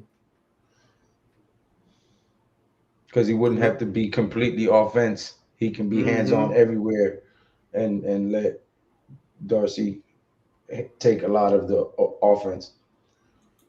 I'm going to let you handle this one, Lou. He says the thing is, even if Barkley has a season like his rookie season, I still don't think we should sign him. Well, everybody is entitled to their opinion, Deception. I happen to be of the opposite. Simply because I don't think we've seen everything Barkley can do. I think that his rookie season was just the tip of the iceberg, and he's been hindered by bad O-line, bad offensive scheme, and bad luck with the injuries. I think barring that, if we get a decent offensive line and a Brian Dabo offensive scheme, I think Barkley can come out here and break records, set records that people will be chasing for years. But that's just my opinion, and you're entitled to yours, my friend. It just depends on what we do in that season. If he has a breakout season, we don't do nothing. I think they don't sign him. They might franchise him, though. I'm not going to lie to you. They might do it. It says, who you guys think would be the offensive rookie of the year and defensive rookie of the year? No, sorry, hold on. Now that would actually be a great idea. It would cost some money, but it would save you money in the long run. If you tell them, listen, this year you got to prove it, you got to stay healthy, and we need numbers. He comes out and does it, right? You franchise tag him for the next season while you work out your salary cap and all that shit. And then if he balls out again under the franchise tag, then you re-sign him, or you at least have leverage to get something for him on the market. Yep. Offensive rookie of the year is Jamar Chase, and defensive rookie of the year is my boy from Dallas. Damn. Micah Parsons. That's two easy choices. There's nobody else you can choose. He says, yo, Pat, in your mock draft, you had Cincinnati running back. What's his name again? I like that pick. Jerome Ford. Look him up. Yeah, very that's good. What we were just talking about. He says, I like that answer, Lou. Yep, I like it too. He says, I think this tweet with Pat Leonard sent out is trying to make the Giants sign Flores, not Dabo. Maybe, Taj. You be having a hunch about things. He says, I just don't think paying running backs has a history of being the right move. Barkley is my favorite Giant, and I would hate to see him go. But I put the logo on the front ahead of the name on the back. True? Oh, my Well, God. that's true. Yeah. I don't think he's washed yet. I think that if we trade him away or let him go somewhere else where he can make us pay, it would come back to bite us. He says, Maurice Carthon, greatest blocker fullback in Giants history. Ask Joe Morris and Otis Anderson. Yeah, true.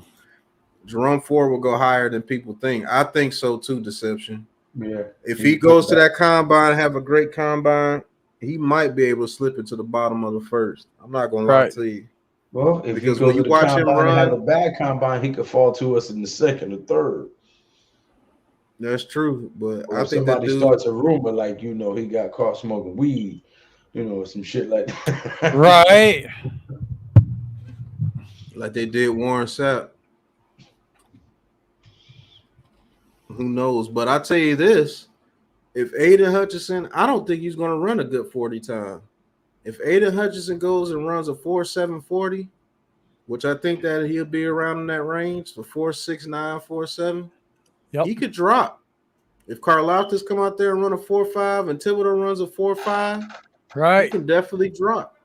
And I wouldn't mind because he plays way faster than what 4.7 is. I'll tell you that. Hey Joe, thank you too, man.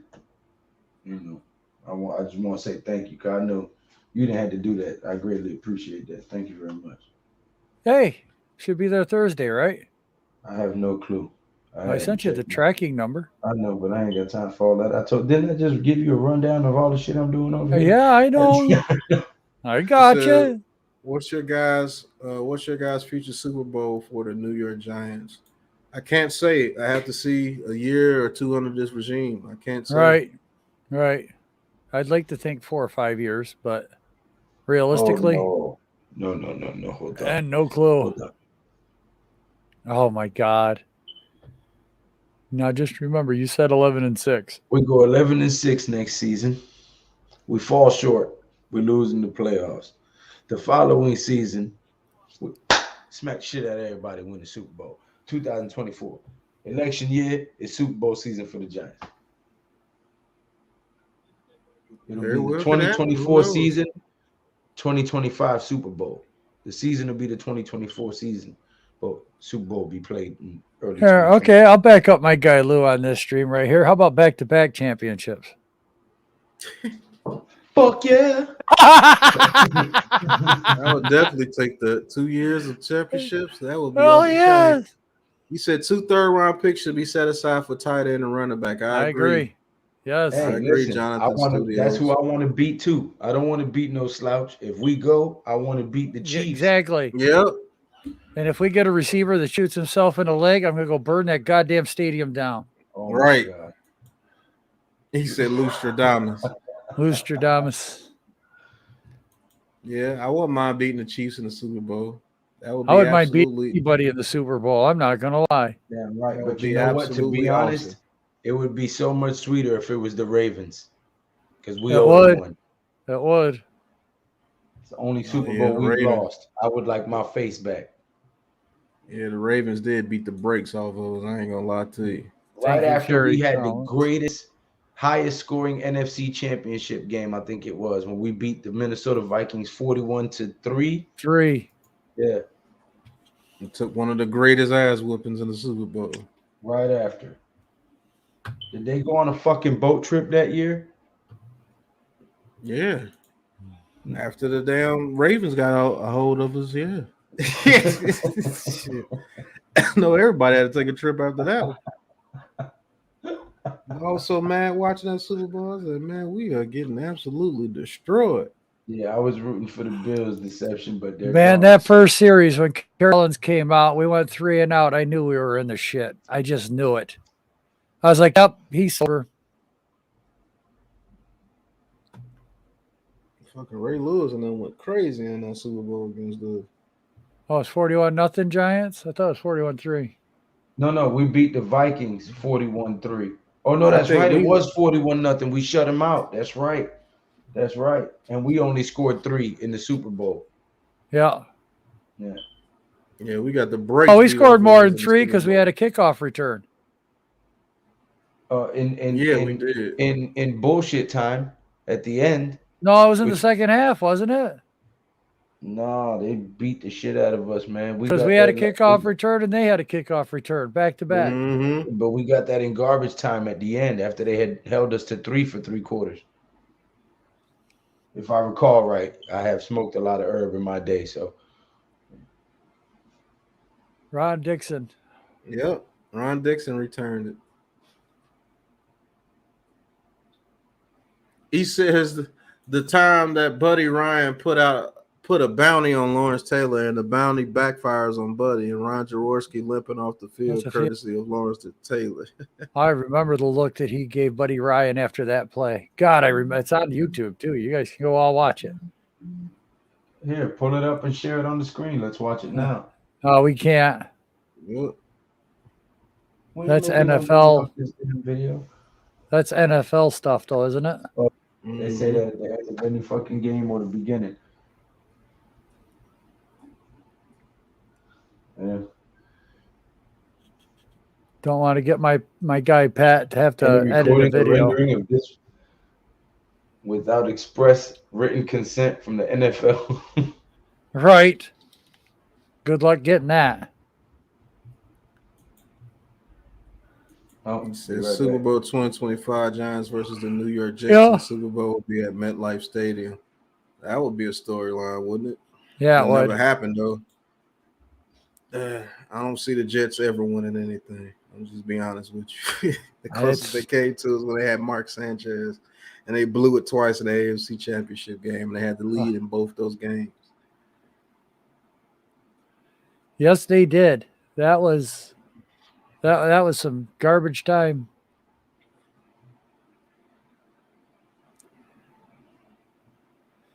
Yeah, yeah, right. It'd be a shame to have a 2-hour stream to get a copyright strike. That would suck. But fellas, it's almost been 2.5 hours. Yes. I'll let you guys get out your final words, and then we're gonna wrap this one up. And then whose channel are we on next week, fellas? Mine or Mrs. I think Miz is next. It's between me and him, so. Well, we'll talk after stream, Joe. Okay. Lou. He said he'd be right back. I'm back now. Oh, he's back. There, look at that. All right. Any final words before I end it, man? Thank you guys for the consistent almost 30 people in the chat, man. Yes. It's been a heck of a night. He said, I got a clothesline from hell from that ham for that ham and egg of Eli Apple. Ooh, yeah. That hit that Jim Burt put on Joe Montana 1986 divisional round game. Yeah. That hit was vicious. Didn't Leonard Marshall put another vicious hit on him and knock him out? And that was the start of the Steve Young era? Both guys did. Montana. Oh, yeah. Leonard Marshall, after Leonard Marshall. Oh, you're all right, Miz. No, you good, Miz. Handle your stuff, man. No, you right. good, I mean, just check in tomorrow. We're going to be doing, we'll probably be live for the interview and talk after that. At least me and Pat probably. Yeah, I got a video coming out in the morning. Hopefully Lou can jump in for a little bit. I'll be at work. If it's at 11:15, if I'm not too busy, I'll try to pop in for a little bit. But I just want to say to everybody in the chat, thank you guys for being the best supporters on YouTube. Thank you guys for always channel in the chat. I would, but my internet's locking up. Thank you. Thank you, Lou. Yeah, tomorrow's a Joe Shane press conference. Yeah, me and Pat definitely be here talking about that on a live.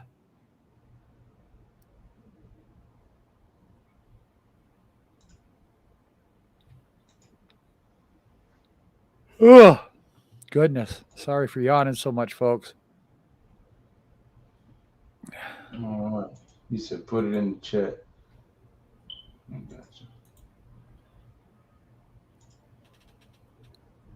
Led to the pick six by LT. Yes, it did.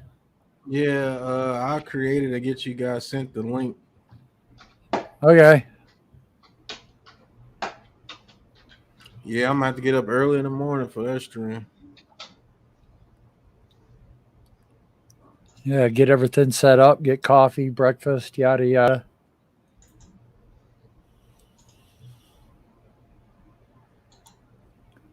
Yeah, Wales, we all are. Not going to lie, I'm kind of excited to hear what he's going to say, if he's going to give any clues to the candidates.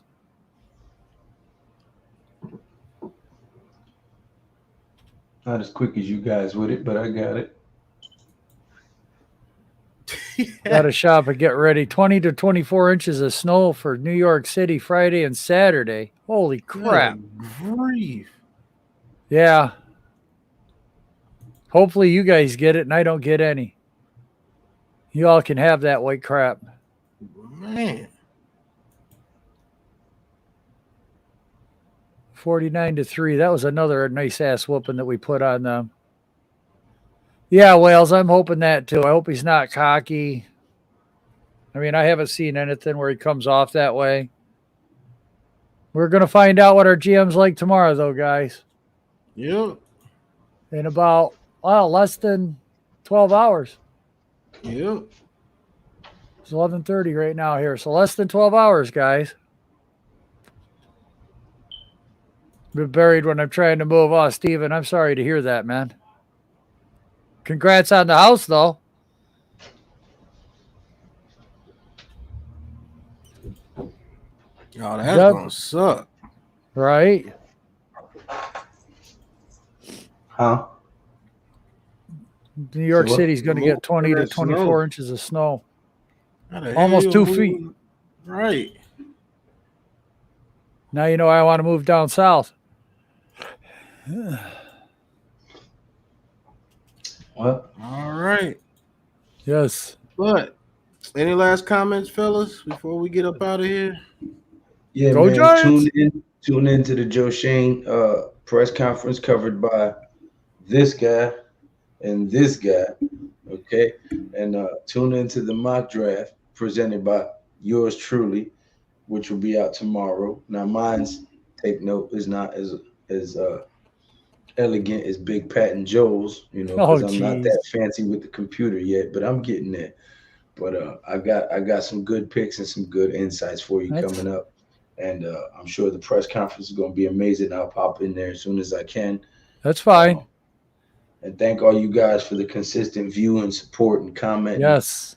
And sticking with us, because we got big plans for you guys. We got a lot of content coming for you. And we got some out-of-the-box stuff coming for you guys that nobody else is doing. So stick around, man. Rock with us. We're building something amazing here, and you guys are a part of it. So thank you very much. Oh, definitely. Definitely. That's what Miz said, Wales, is that he's in New York City. He's supposed to get 20 to 24 inches. So brace yourselves, man. Make sure you get some shopping in. Man, we still had to go to school that year. We had a blizzard in Chicago. I remember that. Me too. Oh, you talking about the 1990 ice storm? Mm-hmm. They made a movie about it, The Perfect Storm, based on a true story with the Gloucester men. Yeah. That in 2000, was it 2002, 2003? No, that was 1995. I had to go down on the snowmobile and get diapers. No, I wasn't dating my wife yet. I wasn't with my wife yet for the ice storm. That was 91. 91 was the ice storm. Yeah. The ice storm of 91 in Rochester, New York. Yeah. Yeah. Everything was completely frozen. Whole trees turned to ice and fell. Fucking power lines were frozen and snapped. I mean, everything was frozen. We didn't get power for 7 days. I went and got a generator. We had a generator, so I fired that up. We went to back when you could get movies from the store there. We went and got about 6 movies and ran everything off the generator. I had a wood stove in the basement. Our house was like 75 degrees. We had a stockpile of wood. We were all self-sufficient. Us country boys know how to survive, right? Damn it. Well, I was in the city, but right.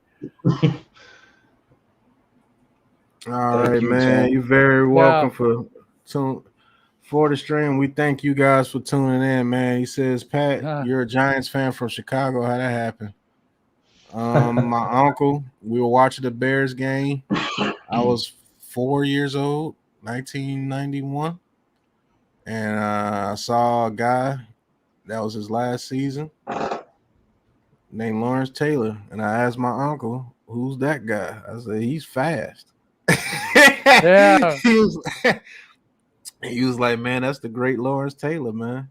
He said, Yep. you like Lawrence Taylor? I said, yeah. So he said, well, I guess you're a Giants fan. I've been a Giants fan ever since.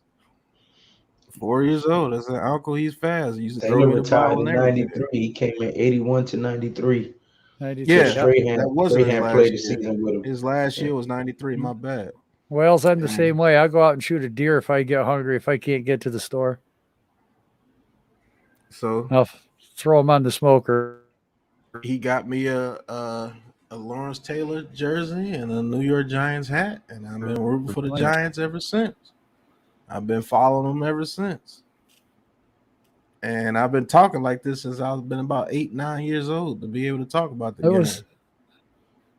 It wasn't Blockbuster, but it was similar to a Blockbuster. Yeah, I just went and bought movies and Sims and LT both 93. Yeah.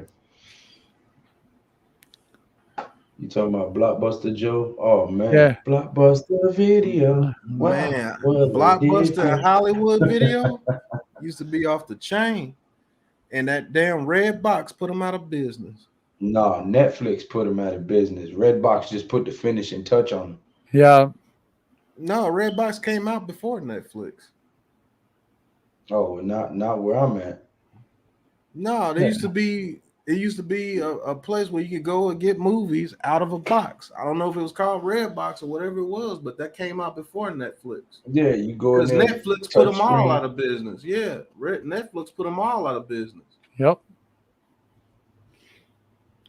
But all right, Pat, might as well shut this here down and we can have our little business meeting, so to say, so we can get more and better content out there for everybody that's sticking around and watching a couple of Hunyaks go at it. Oh, is that what we're doing? Yeah. But until the next episode of The Cave is either going to be on Classified 3F with Joe or the Miz's channel. Until then, peace. Peace. See ya. This has been a Big Blue Krew production.